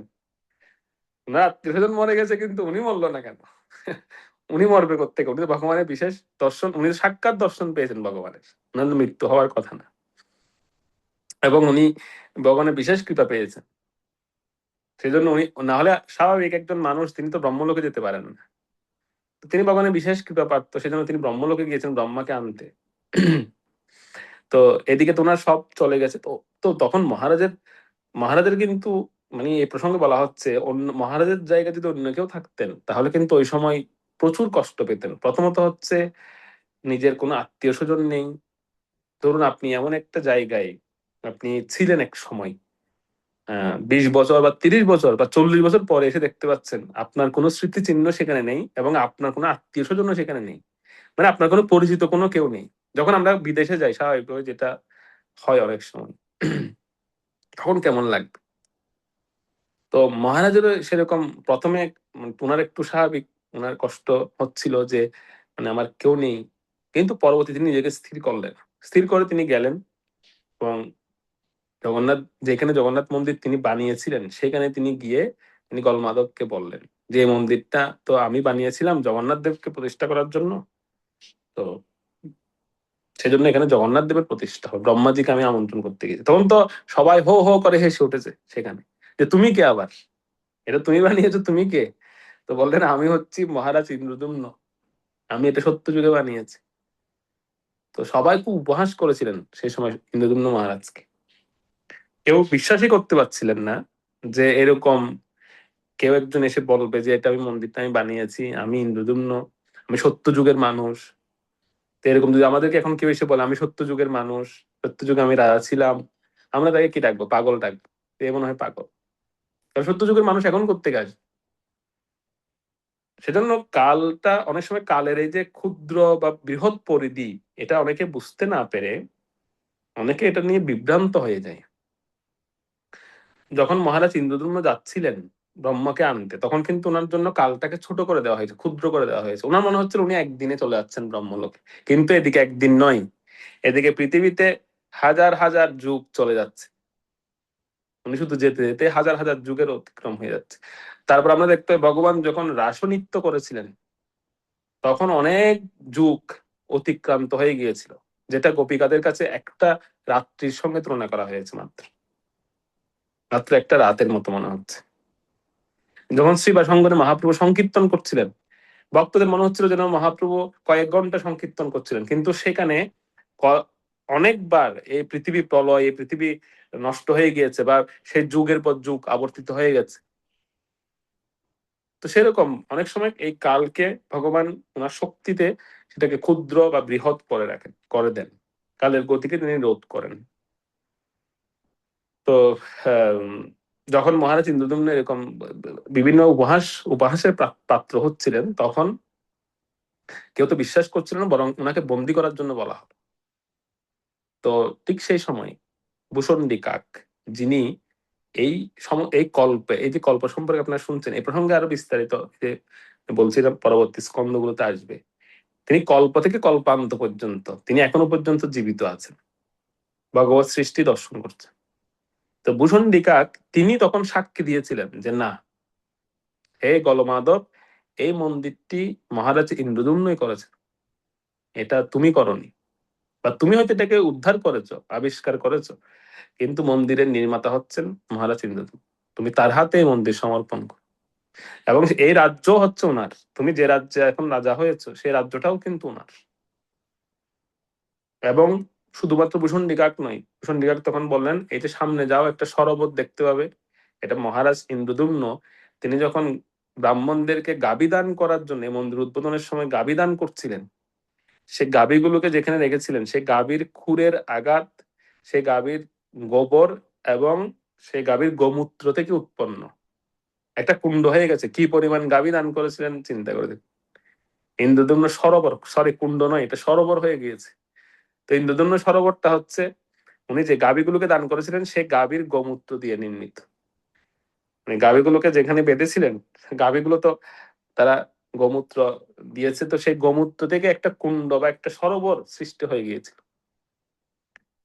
তো সেখানে যাও, সেখানে একটি কচ্ছপ আছে, সেও হাজার হাজার বছর ধরে বেঁচে আছে, তাকে জিজ্ঞেস করো, সেও তোমাকে একই উত্তর দেবে। তো গলমাধব সেই সরোবরে গেলেন, সরোবরে যে কচ্ছপ তিনিও সাক্ষী দিয়েছিলেন যে হ্যাঁ, এটা মহারাজ ইন্দ্রদ্যুম্ন করেছে। তিনি ব্রহ্মলোক থেকে আনতে যাওয়ার কারণেই এই দিকে পৃথিবীতে হাজার হাজার বছর অতিক্রান্ত হয়ে গেছে। তো এটা হচ্ছে ওনার রাজ্য, ওনার রাজধানী, এবং ওনার দ্বারা নির্মিত এই মন্দির, সেটা তুমি ওনাকে দান করো। তখন গলমাধব তিনি এই দুইজন সাক্ষী বা তাদের যে কথা এটি শ্রবণ করে তিনি তখন দিয়েছেন। এবং জগন্নাথপুরীতে অক্ষয় বট, যে বটবৃক্ষ যেখানে ভূষণ্ডী কাক অবস্থান করছিলেন, সে অক্ষয় বট সাক্ষী দিয়েছে, এরকম বলা হয়। তো এই যে কর্ম বা কালের ক্ষুদ্র এবং বৃহৎ যে একটা বিষয়, যে পরিমিতির যে বিষয়টি, সেই প্রসঙ্গে পরীক্ষিত মহারাজ সুখদেব গোস্বামী পাদের কাছে শ্রবণ করতে চাইলেন যে কিভাবে এর সূচনা হয়, এই কালের সূচনা কিভাবে হয়।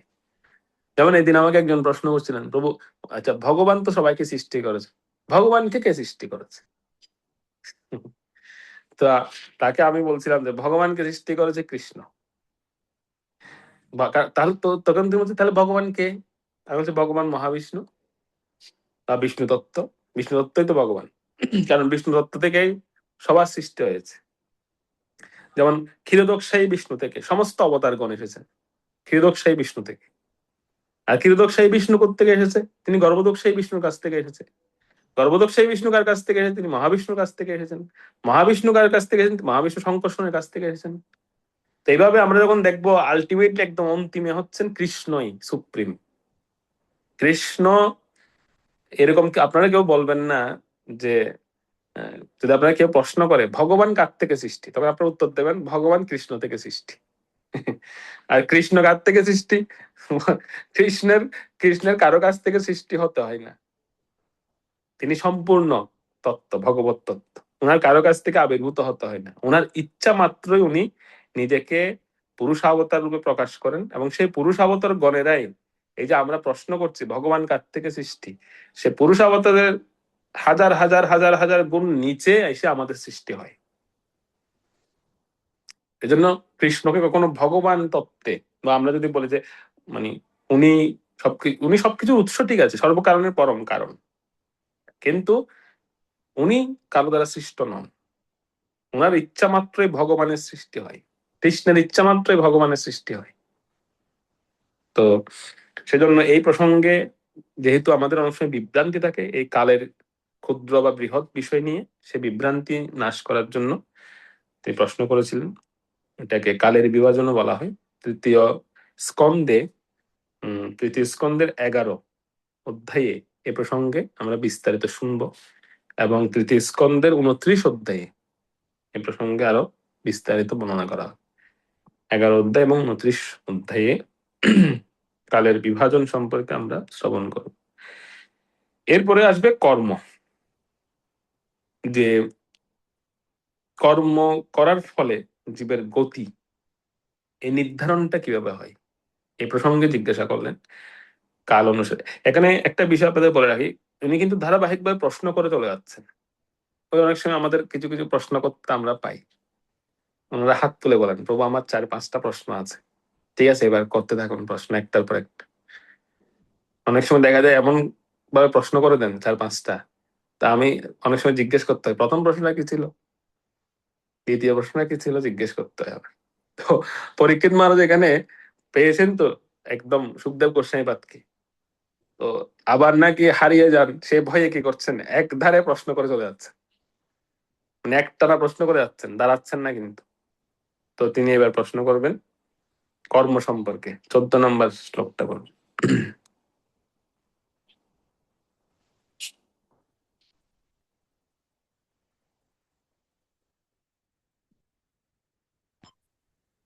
হরে কৃষ্ণ। শ্রীমদ্ ভাগবতম দ্বিতীয় স্কন্ধ অধ্যায় 8 শ্লোক নম্বর 14। अस्मिन् कर्म समवायतेन उपगृह्यते गुणानां गुणिनां च एव পরিণামমপি স্থিতম। অনুবাদ: কিভাবে বিভিন্ন গুণ থেকে উৎপন্ন ফলের এবং জীবের বাসনা অনুসারে জীব দেবতা থেকে অত্যন্ত নগণ্য প্রাণী পর্যন্ত উন্নত হয় অথবা অধঃপতিত হয়, সেই সম্বন্ধেও আপনি দয়া করে বিশ্লেষণ করুন। হরে কৃষ্ণ। তো এই যে 12 থেকে 14 পর্যন্ত যে প্রশ্নগুলো আছে তার মধ্যে এই প্রশ্নটাকে সবচেয়ে বেশি ইম্পর্টেন্ট, মানে সবচেয়ে গুরুত্বপূর্ণ প্রশ্ন হিসেবে ধরা হয়। কেন গুরুত্বপূর্ণ ধরা হয় তার কারণটা হচ্ছে, এই প্রশ্নটা আমাদের প্রত্যেকের জন্য অত্যন্ত গুরুত্বপূর্ণ, যে একজন জীব বা একজন জীব কিভাবে তার কর্মের দ্বারা গতি লাভ করে। এটা আমাদের প্রত্যেকের জন্য খুব গুরুত্বপূর্ণ একটি প্রশ্ন। অর্থাৎ আমরা যে এই জগতে পতিত হয়েছি বা আমরা যে জগতে পড়েছি, এটা কেন পড়েছি আমরা, বা আমাদের গতিটা এরকম হচ্ছে কেন। অনেক সময় আমাদের প্রশ্ন হয় না যে প্রভু অন্যকে দেখছি তার তো খুব ভালো, আমি এত প্রচেষ্টা করছি, আমি এত প্রয়াস করছি, আমার গতিটা এরকম হচ্ছে কেন। এরকম হয় না, অনেক সময় দেখবেন আপনি অনেক শ্রম দিচ্ছেন, অনেক পরিশ্রম করছেন আপনার কর্মটাকে একটু ভালো করার জন্য। যেমন অনেকে আছে দেখবেন খুব ভালো লেখাপড়া করছে, কিন্তু যখন রেজাল্ট আসে তখন দেখা যায় যে রেজাল্টটা আশানুরূপ না। অনেকে আছে খুব ভালো চাকরিতে, খুব ভালো জব করছেন, পরিশ্রম দিচ্ছেন, মানে বসের একটু মন পাওয়ার জন্য, কিন্তু দেখা যায় দিন শেষে বস তাকেই সবসময় মানে কি করে, তাকেই সবসময় নিন্দা বন্ধ করে। সেরকম আমরা কঠোর শ্রম দিই, কঠোর পরিশ্রম করছি আমরা, কিন্তু যখন রেজাল্ট আসে তখন দেখা যায় রেজাল্ট আমার আশানুরূপ হচ্ছে না। তাই এখান থেকে আমার প্রশ্ন আসে যে কেন এরকম হয়, আমার সঙ্গে কেন বারবার এরকম হচ্ছে। সেজন্য এই প্রশ্ন থেকে এই পরীক্ষিত মহারাজের প্রশ্নটা এসেছে যে এটাকে বলা হয় কর্মের দ্বারা অর্জিত গতি। এটা কিভাবে নির্ধারণ করেন ভগবান, বা ভগবান নয়, এটা মানে স্রষ্টা যিনি, বা যিনি আমাদেরকে এই সৃষ্টিতে নিযুক্ত করেছেন, তিনি এটা কিভাবে নির্ধারণ করেন, কর্মের গতিটা কিভাবে দেন, একটা জীবকে কিভাবে কর্মের গতি দান করা হয়, কি অনুসারে, কি তার কি অ্যাক্টিভিটিস, তার কি বিষয়, সেটা দেখে কিভাবে তার গতি নির্ধারণ হয়, এক প্রশ্ন। দ্বিতীয় প্রশ্নটা হচ্ছে কি, দেহের উদ্ভব, যে একটা জীবকে দেখা যাচ্ছে কোনো সময় সে মনুষ্য শরীরে, কোনো সময় সে কোনো পশুর শরীরে, কোনো সময় সে পাখির শরীরে। এই যে বিভিন্ন শরীর চেঞ্জ হচ্ছে, এটা কিসের ভিত্তিতে দেওয়া হয়, শারীরিক পরিবর্তনটা কিসের ভিত্তিতে হয়, একটা হচ্ছে কর্ম রিলেটেড আর একটা হচ্ছে শারীরিক বিষয়। মানে হাজার কর্ম করার পরও কর্মের গতি বা ফলটা কিভাবে নির্ধারণ হয়, আর একটা হচ্ছে শারীরিক পরিবর্তনটা কি অনুসারে নির্ধারণ করা হয়। তো এই দুটো প্রশ্ন আমাদের জন্য অত্যন্ত গুরুত্বপূর্ণ।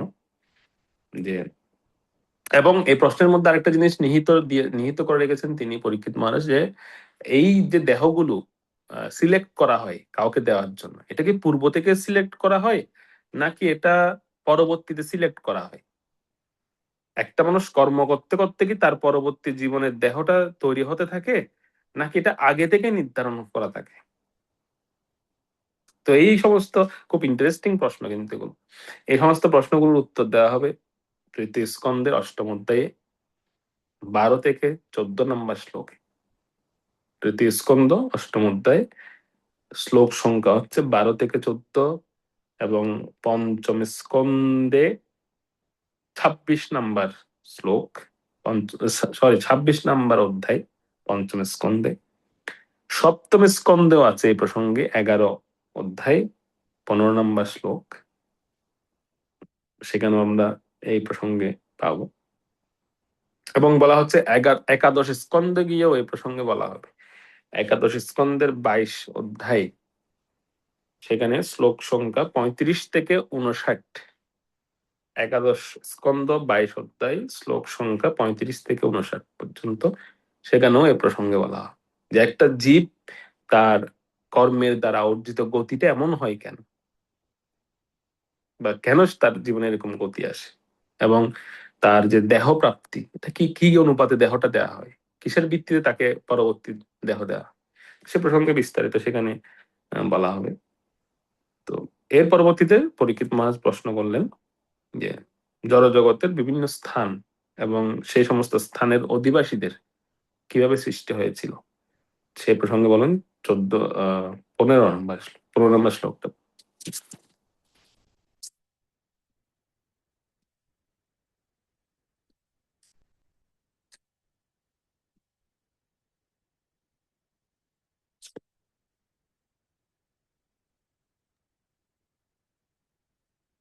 হরে কৃষ্ণ।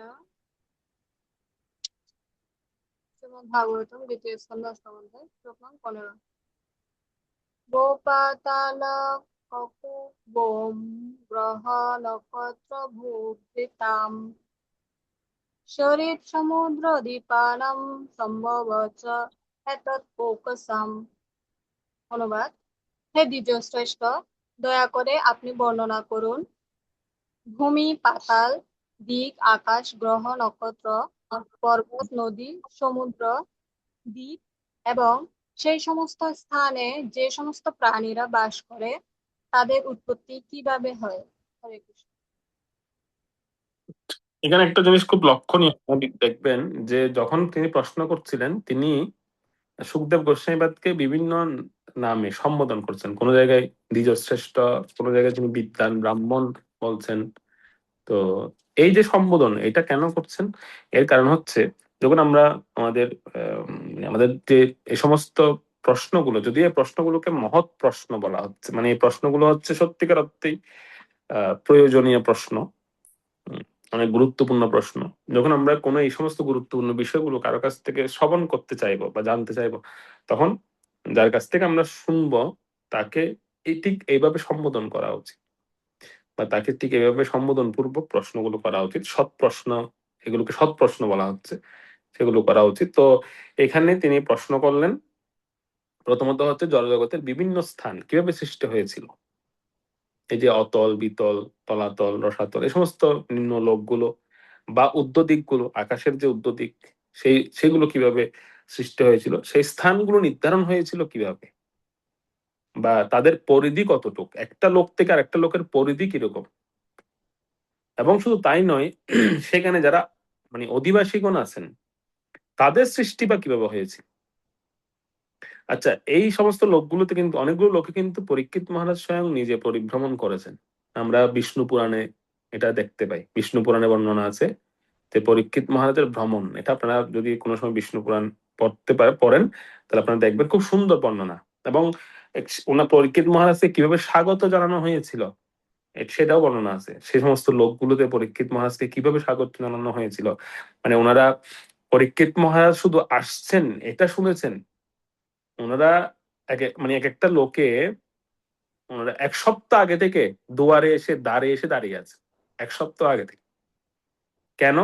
ওনারা কিন্তু কেউ পরীক্ষিত মহারাজকে চিনতেন না, ওনারা 2জন ব্যক্তিকে চিনতেন। প্রথমত হচ্ছে যুধিষ্ঠির মহারাজকে চিনতেন, যে ধর্মরাজ যুধিষ্ঠির মহারাজের নাতি পরীক্ষিত মহারাজ। তার চেয়েও মহিমান্বিত হচ্ছে কি, যাকে ভগবান স্বয়ং মাতৃগর্ভে রক্ষা করেছে, এইটি হচ্ছে সবচেয়ে বড় বিশেষ। এই জন্য যখনই তারা শুনছিলেন যে আমাদের রাজ্যে পরীক্ষিত মহারাজ আসছেন, ওই রাজ্যগুলো কিন্তু ভারতবর্ষ থেকে অনেক অনেক উন্নত এবং সেখানে মানুষদের আয়ু অনেক বেশি ভারতের মানে লোকদের থেকে। মানে পরীক্ষিত মহারাজ যে রাজ্য শাসন করতেন সেই সমস্ত লোক থেকে ওই লোকের মানুষের আয়ু, তাদের দেহের গঠন, তাদের অবস্থান অনেক উন্নত, কিন্তু তথাপি তারা দুয়ারে এসে দাঁড়িয়েছিলেন মাঙ্গলিক দ্রব্য নিয়ে পরীক্ষিত মহারাজকে বরণ করার জন্য। কেন? তিনি একজন মহান বৈষ্ণবের উত্তরসূরি এবং ভগবান যাকে দর্শন দিয়ে ভগবান যাকে রক্ষা করেছিলেন মাতৃগর্ভে, স্বাগত জানিয়েছিলেন পরীক্ষিত। বিষ্ণু পুরাণে খুব সুন্দর বর্ণনা আছে, সেখানে আপনারা দেখতে পাবেন যে পরীক্ষিত মহারাজের বিভিন্ন লোক সমূহে ভ্রমণ, বিভিন্ন রাজ্যে তিনি কিভাবে ভ্রমণ করেছিলেন, বিভিন্ন দেশ সমূহে মহাদেশগুলোতে তিনি গিয়েছিলেন পরীক্ষিত মহারাজ। কারণ পরীক্ষিত মহারাজ কেন গিয়েছিলেন সেটার কারণ হচ্ছে পরীক্ষিত মহারাজ নাম যেহেতু পরীক্ষিত, উনি ভগবানকে খুঁজছিলেন যে আমাকে যিনি রক্ষা করেছেন তিনি কোথায় আছেন কোথায় আছেন খুঁজছিলেন, খুঁজতে খুঁজতে ওখানে গিয়েছেন পরীক্ষিত মহারাজ। অর্থাৎ যাকে আমি মাতৃগর্ভে যার কেবল জ্যোতি দর্শন করেছি, তো বা যাকে আমি আংশিক রূপে আমি দর্শন করেছিলাম, তিনি কোথায়, ভগবানের খোঁজে কিন্তু তিনি বিভিন্ন লোক সমূহে তিনি গমন করেছেন। তো পরীক্ষিত মহারাজের সেই ভ্রমণ বৃত্তান্ত আছে। কিন্তু এখানে দেখুন তিনি সেই সমস্ত লোকে গিয়েছেন, সেই সমস্ত লোকের অধিবাসীদের সঙ্গে তিনি দেখা করেছেন, কথা বলেছেন, তাদের সঙ্গে সঙ্গ করেছেন, কিন্তু তথাপি তিনি আবার এখানে জানতে চাচ্ছেন কেন, বা তিনি এখানে আবার কেন শুনতে যাচ্ছেন যে তাদের উৎপত্তি বা তাদের অবস্থান, এই সমস্ত কেন শুনতে যাচ্ছেন? তার কারণ হচ্ছে সুখদেব যতই আমরা যত কিছুই আমরা জানি বা আমাদের মধ্যে জ্ঞান বা সেই সমস্ত বিষয় আমরা উপলব্ধি হোক না কেন, আমাদের অবশ্যই গুরুদেবের মুখপদ্ম থেকে বা উপযুক্ত মাধ্যম থেকে আমাদের শ্রবণ করা উচিত, যতই আমরা জানি না কেন। যেমন বিভিন্ন চরিত্রগুলো আমরা এই চরিত্রগুলো সম্পর্কে অনেক সময় আমরা জানি, আমাদের ধারণা আছে, তথাপি যখন আমাদের শুদ্ধ বৈষ্ণবগণ বা আমাদের উপযুক্ত সূত্র থেকে যখন আমরা শ্রবণ করি তখন আমাদের শোনা উচিত বা আমাদের আরো তত্ত্ব জিজ্ঞাসা করা উচিত। কেন? কারণ তখনই আমরা সমৃদ্ধ হবো, আর পরিপূর্ণ জানাটা তখন হবে। আমরা জাবালপুত্র সত্যকামের কথা তো সবাই জানেন। সত্যকাম কিন্তু তিনি উনার আদর্শিক চরিত্র দিয়ে উনি বেদের ব্রহ্মজ্ঞান লাভ করে, চতুর্বেদ উনি জ্ঞান লাভ করে ফেলেছেন দেবতাদের কাছ থেকে। কিন্তু লাভ করার পর যখন তিনি গুরুগৃহে ফিরে আসলেন, গুরুদেব ওনাকে জিজ্ঞেস করলেন, গুরুদেব তো ওনার মুখের জ্যোতি দেখেই বুঝতে পেরেছেন যে উনি ব্রহ্মজ্ঞান প্রাপ্ত পুরুষ। তো সত্যকামকে গুরুদেব জিজ্ঞেস করছেন, সত্যকাম তুমি তো ব্রহ্মজ্ঞান লাভ করেছো, তুমি এখন গৃহে ফিরে যাও, তুমি সমাবর্তন নিতে পারো। সত্যকাম বলছেন, না গুরুদেব, আমি ব্রহ্মজ্ঞান লাভ করেছি বিভিন্ন দেবতাদের কাছ থেকে, কিন্তু যতক্ষণ আপনার শ্রীমুখ থেকে আমি শুনছি না ততক্ষণ পর্যন্ত আমি সেই ব্রহ্মজ্ঞান না প্রয়োগ করব, না আমি ব্রহ্মজ্ঞান প্রাপ্ত হয়েছি সেটা আমি স্বীকার করব। সুতরাং আপনি কৃপা করে আমাকে ব্রহ্মজ্ঞান দান করুন। পুনরায় তিনি গুরুদেবের কাছ থেকে ব্রহ্মজ্ঞান শ্রবণ করেছে। আমরা সুখদেব গোস্বামীপাদের জীবনীতে পাই উনি স্বয়ং শ্রীমতী রাধারানীর কাছ থেকে এই শ্রীমৎ ভাগবত তিনি শ্রবণ করেছেন, প্রশিক্ষণ প্রাপ্ত। কিন্তু তিনি যখন আবির্ভূত হলেন ব্যাসদেবের পুত্র রূপে, তিনি পুনরায় আবার ব্যাসদেবের কাছ থেকে শুনেছেন পুরো ভাগবত, তারপর তিনি বেরিয়েছেন শোনাতে, এর আগে নয়। তো সেরকম এই যে প্রশ্নগুলো করছিলেন, এই যে বিভিন্ন লোক সম্পর্কে, এই লোকগুলোতে পরীক্ষিত মহারাজ ভ্রমণ করেছেন, কিছু কিছু লোক গিয়েছেন, কিন্তু তথাপি তিনি আবার জানতে চাচ্ছেন কেন? কারণ গুরুদেবের কাছ থেকে জানা বা উপযুক্ত মাধ্যম থেকে জানা, সেটি হচ্ছে প্রকৃত জ্ঞান, প্রকৃত জানা হয় তখন জ্ঞানটা পরিপুষ্ট হয়। এজন্যই এখানে অনেক সময় আমাদের মনে হতে পারে যে এই সমস্ত লোক সম্পর্কে তো তিনি জানেন, বা একজন রাজা হিসেবে ওনার তো ধারণা আগে থেকেই থাকে বিভিন্ন লোক সম্পর্কে। তথাপি তিনি জানতে চাচ্ছেন, এই কারণে প্রথমত হচ্ছে গুরুদেবের কাছ থেকে তিনি শুনতে যাচ্ছেন, দ্বিতীয়ত আমরাও যেন এই সূত্রে আমরাও যেন এই সম্পর্কে একটা ধারণা হয় আমাদের। তো এই প্রসঙ্গে আপনারা শুনবো তৃতীয় স্কন্ধে দশম অধ্যায় এ প্রসঙ্গে বলা হবে। তৃতীয় স্কন্ধ দশম অধ্যায়, পঞ্চম স্কন্ধের প্রথম অধ্যায় এই বিভিন্ন লোক যেগুলোকে ভূগোলও বলা হয়, ভূগোল সম্পর্কে আপনারা ধারণা পাবেন, সেখানে আপনাদের ভূগোল পড়ানো হবে। তৃতীয় স্কন্ধের দশম অধ্যায়, পঞ্চম স্কন্ধের প্রথম অধ্যায় এবং পঞ্চম স্কন্ধের 16 থেকে 26 অধ্যায়, সেখানেও এ প্রসঙ্গে আমরা একটা ধারণা পাবো। ওকে, এবার হচ্ছে যে ব্রহ্মাণ্ডে তিনি বসে আছেন, বা ভগবান থেকে যে ব্রহ্মাণ্ড সৃষ্টি হয়েছে, সে ব্রহ্মাণ্ডের পরিমাণ সম্পর্কে পরীক্ষিত মহারাজ প্রশ্ন করবেন। 16 নম্বর শ্লোকটা পড়ুন। হরে কৃষ্ণ। শ্রীমদ্ ভাগবতমের দ্বিতীয় স্কন্ধের অষ্টম অধ্যায়ে শ্লোক 16। ব্রহ্মাণম অন্ডকোষস্য বজ্রয়ভ্যন্তরবেদত মহতাং চ অনুচরিতং বর্ণ আশ্রম বিনিশ্চয়। অনুবাদ: বাহ্য ও অভ্যন্তর ভেদে এই ব্রহ্মাণ্ডের পরিমাণ, মহাত্মাদের চরিত্র এবং যে যে লক্ষণ ও স্বভাব অনুসারে বর্ণ ও আশ্রম ধর্ম নির্দিষ্ট হয় তাও কৃপা করে বলুন। হরে কৃষ্ণ। তো এই এই যে উনি এখানে প্রশ্নটা করলেন, গুরুত্বপূর্ণ, এটা আমাদের ভক্তদের জন্য শিক্ষণীয় প্রশ্ন।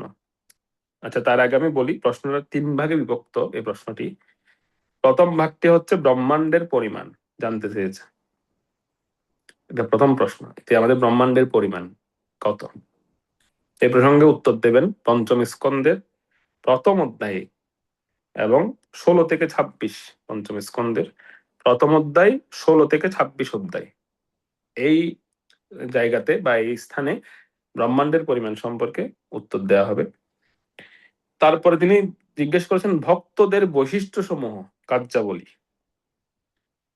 ভক্তদের বৈশিষ্ট্য কি? ভক্তদের কার্যাবলী, অর্থাৎ মহাত্মাদের চরিত্র কেমন হওয়া উচিত, বা মহাত্মাদের চরিত্র কেমন হয়, মহাত্মা চিনতে পারবো কিভাবে, লক্ষণ সমূহ কি। তো সেই প্রসঙ্গে উত্তর দেওয়া হবে সপ্তম স্কন্ধের 11 অধ্যায় থেকে 15 অধ্যায়। এটি হচ্ছে দ্বিতীয় ভাগ এই প্রশ্নের। আর তৃতীয় ভাগটি হচ্ছে বর্ণাশ্রমের বৈশিষ্ট্য সমূহ কি, যে ভগবান যে বর্ণাশ্রম বিভাগ করেছেন, আশ্রম ধর্ম করেছেন, বর্ণ এবং আশ্রম ধর্ম, সেই বর্ণ এবং আশ্রমের বৈশিষ্ট্যগুলো কি। তো এই প্রসঙ্গে উত্তর দেওয়া হবে একাদশ স্কন্ধে 17 থেকে 18 অধ্যায়। একাদশ স্কন্ধ 17 থেকে 18 অধ্যায়। তো 3টে বিভাগ এই এই শ্লোকে, প্রশ্নের 3টি বিভাগ। তো এই প্রসঙ্গে বর্ণনা করা হচ্ছে এরকম, শিল প্রভুপাদ তাৎপর্য বর্ণনা করেছেন, একজন ভক্তের এভাবে প্রশ্ন করা উচিত। অনেক সময় আমরা ভক্তি জীবন গ্রহণ করেছি, আমরা আবেগ নিয়ে থাকি। আবেগ মানে কিরকম? সেটা হচ্ছে এমন যে আমি 16 মালা জপ করব, সাধন ভজন করব, তারপর শেষ। আমার বাবা এত এই ভক্তি শাস্ত্রী, ভক্তি বৈভব, এত ডিগ্রি নেওয়ার দরকার নেই, এত জ্ঞান লাভ করার দরকার নেই, এত ক্লাস টাসের দরকার নেই। আমি একটু সুন্দর মতো কীর্তন টির্তন করে, ভজন সাধন করে জীবনটা কাটিয়ে। এটাকে বলা হয় আবেগ যুক্ত ভক্তি বা আবেগ যুক্ত ভক্ত। এরা এই আবেগটা বেশি দিন টিকবে না, দেখবে কিছুদিন পরেই সেই আবেগটা অন্যদিকে ডাইভার্ট। তো তাৎপর্য প্রভুপাদ লিখেছেন আপনি দেখবেন প্রথম লাইনটা তাৎপর্য যদি পড়েন এই শ্লোকের, সেখানে প্রভুপাদ বলেছেন পরীক্ষিত মহারাজ ভগবানের বিলক্ষণ ভক্ত। বিলক্ষণ ভক্ত মানে কিরকম? বিলক্ষণ ভক্ত কাদেরকে বলা হয়? বিলক্ষণ ভক্ত হচ্ছে তারা যারা আবেগ থাকবে, আবেগটাকে গৌণ রাখবে। আবেগটা থাকবে গৌণ। মুখ্য কি? মুখ্য হচ্ছে অনুসন্ধান, বাহ্য এবং আভ্যন্তর, ভক্তির বাইরে এবং ভক্তির ভেতরে। ভক্তিটা হচ্ছে একটা বিজ্ঞান, কিন্তু তো সায়েন্স কিন্তু আবেগ দিয়ে চলে না। ভক্তিকে বিজ্ঞানের সঙ্গে তুলনা করা হয়েছে। বিজ্ঞানকে আবেগ দিয়ে চলে? বিজ্ঞান আবেগ দিয়ে চলে না। বিজ্ঞান কিন্তু অনুসন্ধান বা প্রকৃত জ্ঞানের মাধ্যমে বিজ্ঞান চলে, মানে যুক্তি, তর্ক এবং অনুসন্ধান, এই সমস্ত বিষয় দিয়ে কিন্তু বিজ্ঞান চলে। তো ভক্তিকে বিজ্ঞানের সঙ্গে তুলনা করা হচ্ছে। ভক্তির একটা সায়েন্স। তো এখন যদি আমি ভক্তিকে আবেগ দিয়ে বিচার করি সবসময়, সেজন্য তাদের ভক্তি বেশি দিন টিকবে না, তারা পতন হবে, তাদের পতন হবে। কিন্তু যারা ভক্তিটাকে বিজ্ঞান হিসেবে, অনুসন্ধান হিসেবে নিয়েছেন, যে দেখবেন যে কোনো ভক্ত, আমরা অনেক সময় দেখেন একজন ভক্ত ভক্তি জীবন ছেড়ে চলে যাচ্ছেন, তো এর পেছনে অনুসন্ধান করা উচিত আমাদের, কেন যাচ্ছেন বা কি কি কি কারণে তিনি যাচ্ছেন, সেখান থেকে আমাদের অনুসন্ধান করে শিক্ষা নেওয়া উচিত। বা একজন ভক্ত তিনি ভক্তি জীবনে আসছেন, কি দেখে তিনি আসছেন, বা একজন ভক্ত কি দেখে ভক্তি জীবনে টিকে থাকবেন, এই সমস্ত বিষয়গুলো অনুসন্ধান করা উচিত। যেমন ধরুন, আপনি একটা চাকরির ইন্টারভিউ দিতে গেছেন, আপনি খুব ভালো ভালো উত্তর দিয়েছেন, আপনাকে প্রশ্ন করা হয়েছে, আপনি খুব ভালো ভালো উত্তর দিয়েছেন, বাসায় এসে আপনি একদম ওভার কনফিডেন্স নিয়ে বসে আছেন যে আমার চাকরি হবে হবে 100%। কিন্তু যখন রেজাল্ট দিল, তখন দেখা গেল আপনি সবার নিচে। তখন কি কি কি মানে কি হবে, মনোভাবটা কি হবে, যে কি ব্যাপার, আমার এরকম হলো কেন, আমি তো ভালো উত্তর দিয়েছিলাম, সবকিছু লিখেছি, সবকিছু বলেছি মৌখিক ভাবে, কিন্তু কেন আমার রেজাল্ট এরকম হলো কেন? আচ্ছা, এখন যদি আপনি সেটা শুনে, অনেক সময় এরকম মনে হয়, সেটা শুনে আমার এরকম মনে হয় যে এখানে মনে হয় মানে আমার সঙ্গে মনে হয় ন্যায় করা হয়নি। হ্যাঁ, কিছু কিছু ক্ষেত্রে যেখানে দুর্নীতি চলে সেখানে তো এগুলো হয়, কিন্তু যদি অনেক সময় আমরা যদি আমার, আমি যে পরীক্ষা দিয়েছি, আমার পরীক্ষার খাতা বা আমার যে বিষয়গুলো আমি একটু নিরীক্ষণ করে দেখি, তখন আমি দেখতে পাবো আমারও কিছু সেখানে হয়তো ভুল আছে। ভক্তিটা হচ্ছে তদ্রূপ। ভক্তি অনেক সময় উপর থেকে দেখলে মনে হবে যে আমি তো করছি সব, তবু আমি মঙ্গল আরতি করছি, আমি জপ করছি, আমি প্রসাদ পাচ্ছি, সবকিছু ঠিকঠাক মতো করছি, তো এখানে ঘাটতিটা কি? কিন্তু ভক্তিতে কেন জানি দিন দিন একটু শুষ্ক হয়ে যাচ্ছে, কমে যাচ্ছে, টেস্ট পাচ্ছি না। এটা এরকম হচ্ছে কেন? আমি তো সবকিছু করছি, আমি তো সব লিখেছি, তো আমি 100তে 100 পর্যন্ত আনসার করেছি, কিন্তু আমি মানে পাস মার্কস এর নিচে নাম্বার পেলাম কি করে? তো যখন আমরা আমাদের পরীক্ষার খাতাটা একবার নিয়ে দেখবো, তখন বুঝতে পারবো যে আমার ফল্ট গুলো কোথায় কোথায় ছিল। আমি সবকিছু করেছি ঠিকই, কিন্তু যথাযথভাবে করিনি, অনুসন্ধান করিনি। বেশিরভাগ মানে আমরা যখন পরীক্ষা দিতাম ছোটবেলায়, তখন আমাদেরকে আমাদের টিচাররা শিখিয়ে দিত, এই পরীক্ষা যত তাড়াতাড়ি শেষ হোক, খাতাটাকে 2-3 বার রিচেক করতে হবে, চেক করবা। তো আমরা কি করতাম, পরীক্ষা হয়ে গেলে তো আমরা খুব খুশি আনসার করার পরে, মানে কখন ছুটি নিয়ে চলে যাব, কখন চলে যাব। কিন্তু আমাদের শিক্ষকরা বলতেন যে না, পরীক্ষা তাড়াতাড়ি শেষ হলেও খাতাটাকে কয়েকবার চেক করবে, যে কোনো জায়গায় ভুল হয়েছে কিনা, একটু মানে কোনো জায়গায় তোমার ফল্ট আছে কিনা। যারা এখানে শিক্ষক আছেন, আপনারা আপনাদের ছাত্রদেরকে বলেন এভাবে, যে পরীক্ষা দিয়ে সোজা দৌড় দেবে না বাড়িতে, খাতাটাকে একটু চেক করে দেখতে হবে। তো ভক্তি জীবন অনেক সময় এরকম মনে হয় যে আমি তো সব লিখেছি, সব তো আমি করছি, কিন্তু কেন ভক্তিতে আমার এরকম হচ্ছে? তার কারণ হচ্ছে আমরা অনুসন্ধিৎসু ভক্ত নই, আমাদের মধ্যে প্রশ্ন আসে না, আমাদের মধ্যে জানার কোনো কৌতূহল নেই, আমরা আবেগটাকে বেশি ইউজ করি সবসময়। আবেগ অবশ্যই ব্যবহার করবেন, আমি বলছি না যে আবেগহীন ভক্তি, কিন্তু এটাকে মায়াবাদ বা শুষ্ক বলা হয়েছে, এটাও উত্তম নয়। ভক্তিতে আবেগ থাকবে অবশ্যই। আবার আবেগযুক্ত ভক্তি হচ্ছে সহজই এমন মেন্টালিটি, কেবল আবেগ আছে কিন্তু আপনার কি নেই, সেখানে আপনার এই যে শাস্ত্র জ্ঞান বা শাস্ত্র সম্পর্কে জানার কোনো আগ্রহ নেই, শাস্ত্র সিদ্ধান্ত জানার আগ্রহ নেই, মানে আপনি সিদ্ধান্ত জানেন না, কেবল আবেগ দিয়ে ভক্তি করছেন, তখন দেখবেন ধীরে ধীরে ধীরে আপনি সহজই হয়ে যাবেন আস্তে আস্তে। আবার কেবল আপনি সবকিছু সিদ্ধান্ত সিদ্ধান্ত সিদ্ধান্ত নিয়ে করছেন, আবেগ নেই, সেখানে ভাব নেই, তাহলে সেটা কিছুদিন পরে গিয়ে মায়াবাদ হয়ে যাবে। সেজন্য দুটোরই কম্বিনেশন থাকতে হবে, আবেগও থাকবে, প্লাস প্রত্যেকের মধ্যে আহ আমাদের শাস্ত্র সিদ্ধান্ত জানতে হবে, প্রশ্ন করতে হবে। তো পরীক্ষিত মহারাজ সম্পর্কে প্রভুপাদ লিখতে গিয়ে সেজন্য তিনি বিলক্ষণ, বিলক্ষণ, বি শব্দটা ব্যবহার করেছেন কেন, বিশেষ লক্ষণযুক্ত ভক্ত। বিশেষ লক্ষণটা কি, যে কেবল আবেগ দিয়ে তিনি ভক্তি করছিলেন। ওনার তো কিন্তু আবেগটা বেশি থাকার কথা সেই সময়, কারণ ওনার মৃত্যু হবে, ওনার অলরেডি উনি মৃত্যুর ফরমান পেয়ে গেছেন, যে অমুক দিন এতটার সময় বা এই সময়ে ওনার মৃত্যু হয়ে যাবে, মৃত্যুর অলরেডি ওনার মানে সিদ্ধান্ত হয়ে গেছে, ওনার মৃত্যু হবে। তো ওনার আবেগটা বেশি থাকার কথা, সব সময় চোখ দিয়ে জল পড়ার কথা, সব সময় ওনার আবেগে থাকার কথা। কিন্তু কেন ওনাকে বিলক্ষণ শব্দটা কেন বলেছেন, দেখুন এই ওই অবস্থায় তিনি জানার ওই অবস্থায় বলছেন, প্রভু আমি ভক্তি শাস্ত্রী করতে চাই, প্রভু আমি ভক্তি করো, ওই অবস্থায় তিনি জানার জন্য কতটা কৌতূহল ওনার মধ্যে, সেজন্য ওনাকে বিলক্ষণ ভক্ত বলে প্রভুপাদ এখানে বর্ণনা করেছে। যে উনি একজন শ্রীকৃষ্ণের বিলক্ষণ ভক্ত, যে যিনি এই সৃষ্টির বাহ্য এবং অভ্যন্তর দুটো তত্ত্ব সম্পর্কে জানতে চাচ্ছে। একটা মানুষ মারা যাবে, ওনার এত জানার দরকার কি? আমরা তাকে কি বলবো, আরে হরিনাম শুনিয়ে দাও, হয়ে যাবে। হ্যাঁ, হরিনামে ওনার মুক্তি হবে বা হরিনামে ওনার হয়তো ভালো গতি হবে, কিন্তু একজন ভক্তের জানা দরকার। আমাদের এই যে ভক্তিটাকে স্ট্রং রাখবে কিসে, সেটা হচ্ছে এই ভগবত তত্ত্ব জ্ঞান। বা আমাদের মায়া থেকে আমাদেরকে মুক্ত রাখবে কিসে? আমরা ভগবত গীতায় কি পড়েছি, যে জ্ঞান রূপ খড়গের দ্বারা সেই আসক্তির বন্ধন ছিন্ন করতে হবে। পঞ্চদশ অধ্যায়, জ্ঞান রূপ খড়গ, জ্ঞানকে খড়গের সঙ্গে তুলনা করা হয়েছে। আপনি আসক্তির বন্ধন, আমরা যে আসক্তির বন্ধনে আষ্টে পৃষ্ঠে জড়িয়ে আছি, আসক্তির বন্ধন ছিন্ন করতে গেলে আপনাকে জ্ঞান থাকতে হবে। জ্ঞানটা হচ্ছে কি, এই ভগবত তত্ত্ব জ্ঞান, সৃষ্টির এই যে রহস্যগুলো, এগুলো আমাদেরকে পুঙ্খানুপুঙ্খ ভাবে জানতে হবে বা শ্রবণ করতে হবে। না জানি, শ্রবণ করতে হবে। তো পরীক্ষিত মহারাজ তিনি সেজন্য বারবার বিশ্লেষণাত্মক প্রশ্ন করছেন, বাহ্য এবং অভ্যন্তর দুটো তত্ত্ব সম্পর্কে আমাকে বলুন কৃপা করে। বাইরের সৃষ্টিটা কিভাবে হয়েছিল, অভ্যন্তরীণ সৃষ্টিটা কিভাবে হয়েছে, এই যে ভক্তদের বৈশিষ্ট্য সমূহ, একজন মহাত্মাকে চিনব কিভাবে, একজন মহাত্মার লক্ষণ কি, এই সমস্ত বিষয়গুলো আমাদের জানা দরকার।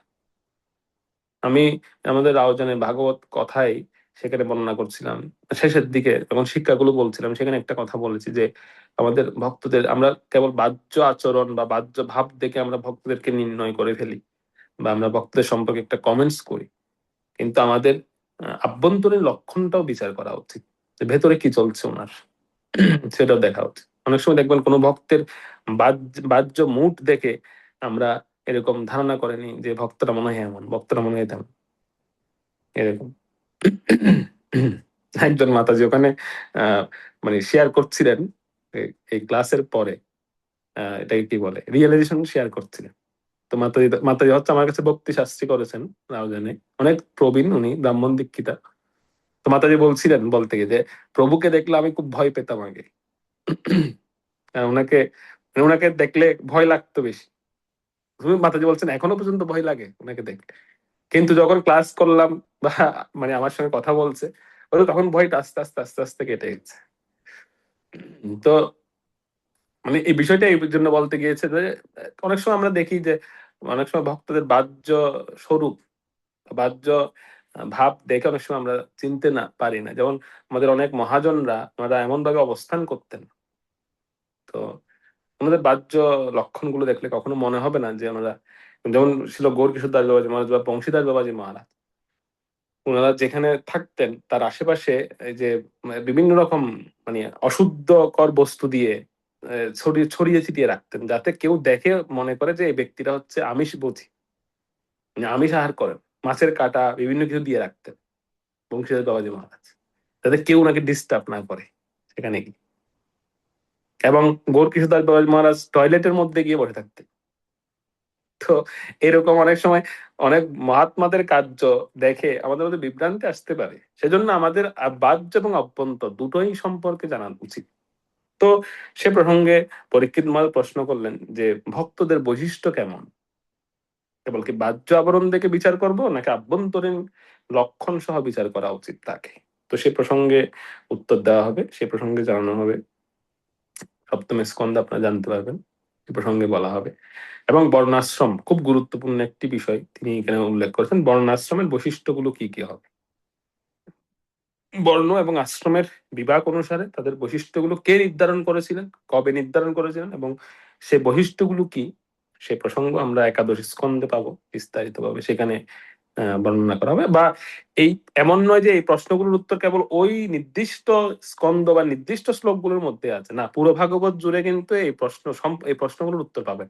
এই জন্য দেখুন এই অধ্যায়ের নামকরণই করা হয়েছে পরীক্ষিত মহারাজের প্রশ্ন। তো কেন, এই সমস্ত প্রশ্নের উপর ভিত্তি করে বেস করে কিন্তু পুরো ভাগবত 18,000 শ্লোক কিন্তু এই প্রশ্নগুলোর উত্তর দিয়েছেন। পুরো 18,000 শ্লোক জুড়ে এই প্রশ্নগুলোর উত্তর পাবেন। সুতরাং এরকম কেউ ভাববেন না যে আমি কখন একাদশ স্কন্ধে যাব তখন গিয়ে এটার উত্তর পাবো, না। এটা ভাগবতের মধ্যে আলোচনার মধ্যে আসবে, থাকবে, কিন্তু নির্দিষ্ট ওই নির্দিষ্ট শ্লোকে বা নির্দিষ্ট অধ্যায়ে হয়তো এটা আরো বিস্তার পূর্বক বলা আছে। এই তো সেভাবে উনি প্রশ্ন করছিলেন। এরপরে ব্রহ্মাণ্ডের যে পরিমাণ সেটা তো তিনি জিজ্ঞাসা করলেন। তৎপরবর্তীতে তিনি বিভিন্ন যুগ সম্পর্কে প্রশ্ন করবেন, বিভিন্ন যুগ, সেই যুগের আয়ুষ্কাল, সেই যুগের যুগধর্ম কি, এই সমস্ত যুগ অবতার কারা কারা, এই সম্পর্কে প্রশ্ন আসবে 17 থেকে। আমাদের পরবর্তী আমরা পর্ব 17 থেকে পরবর্তী 8টি শ্লোক আমরা এখানে অধ্যয়ন করব, আর সেখানে আমরা দেখ।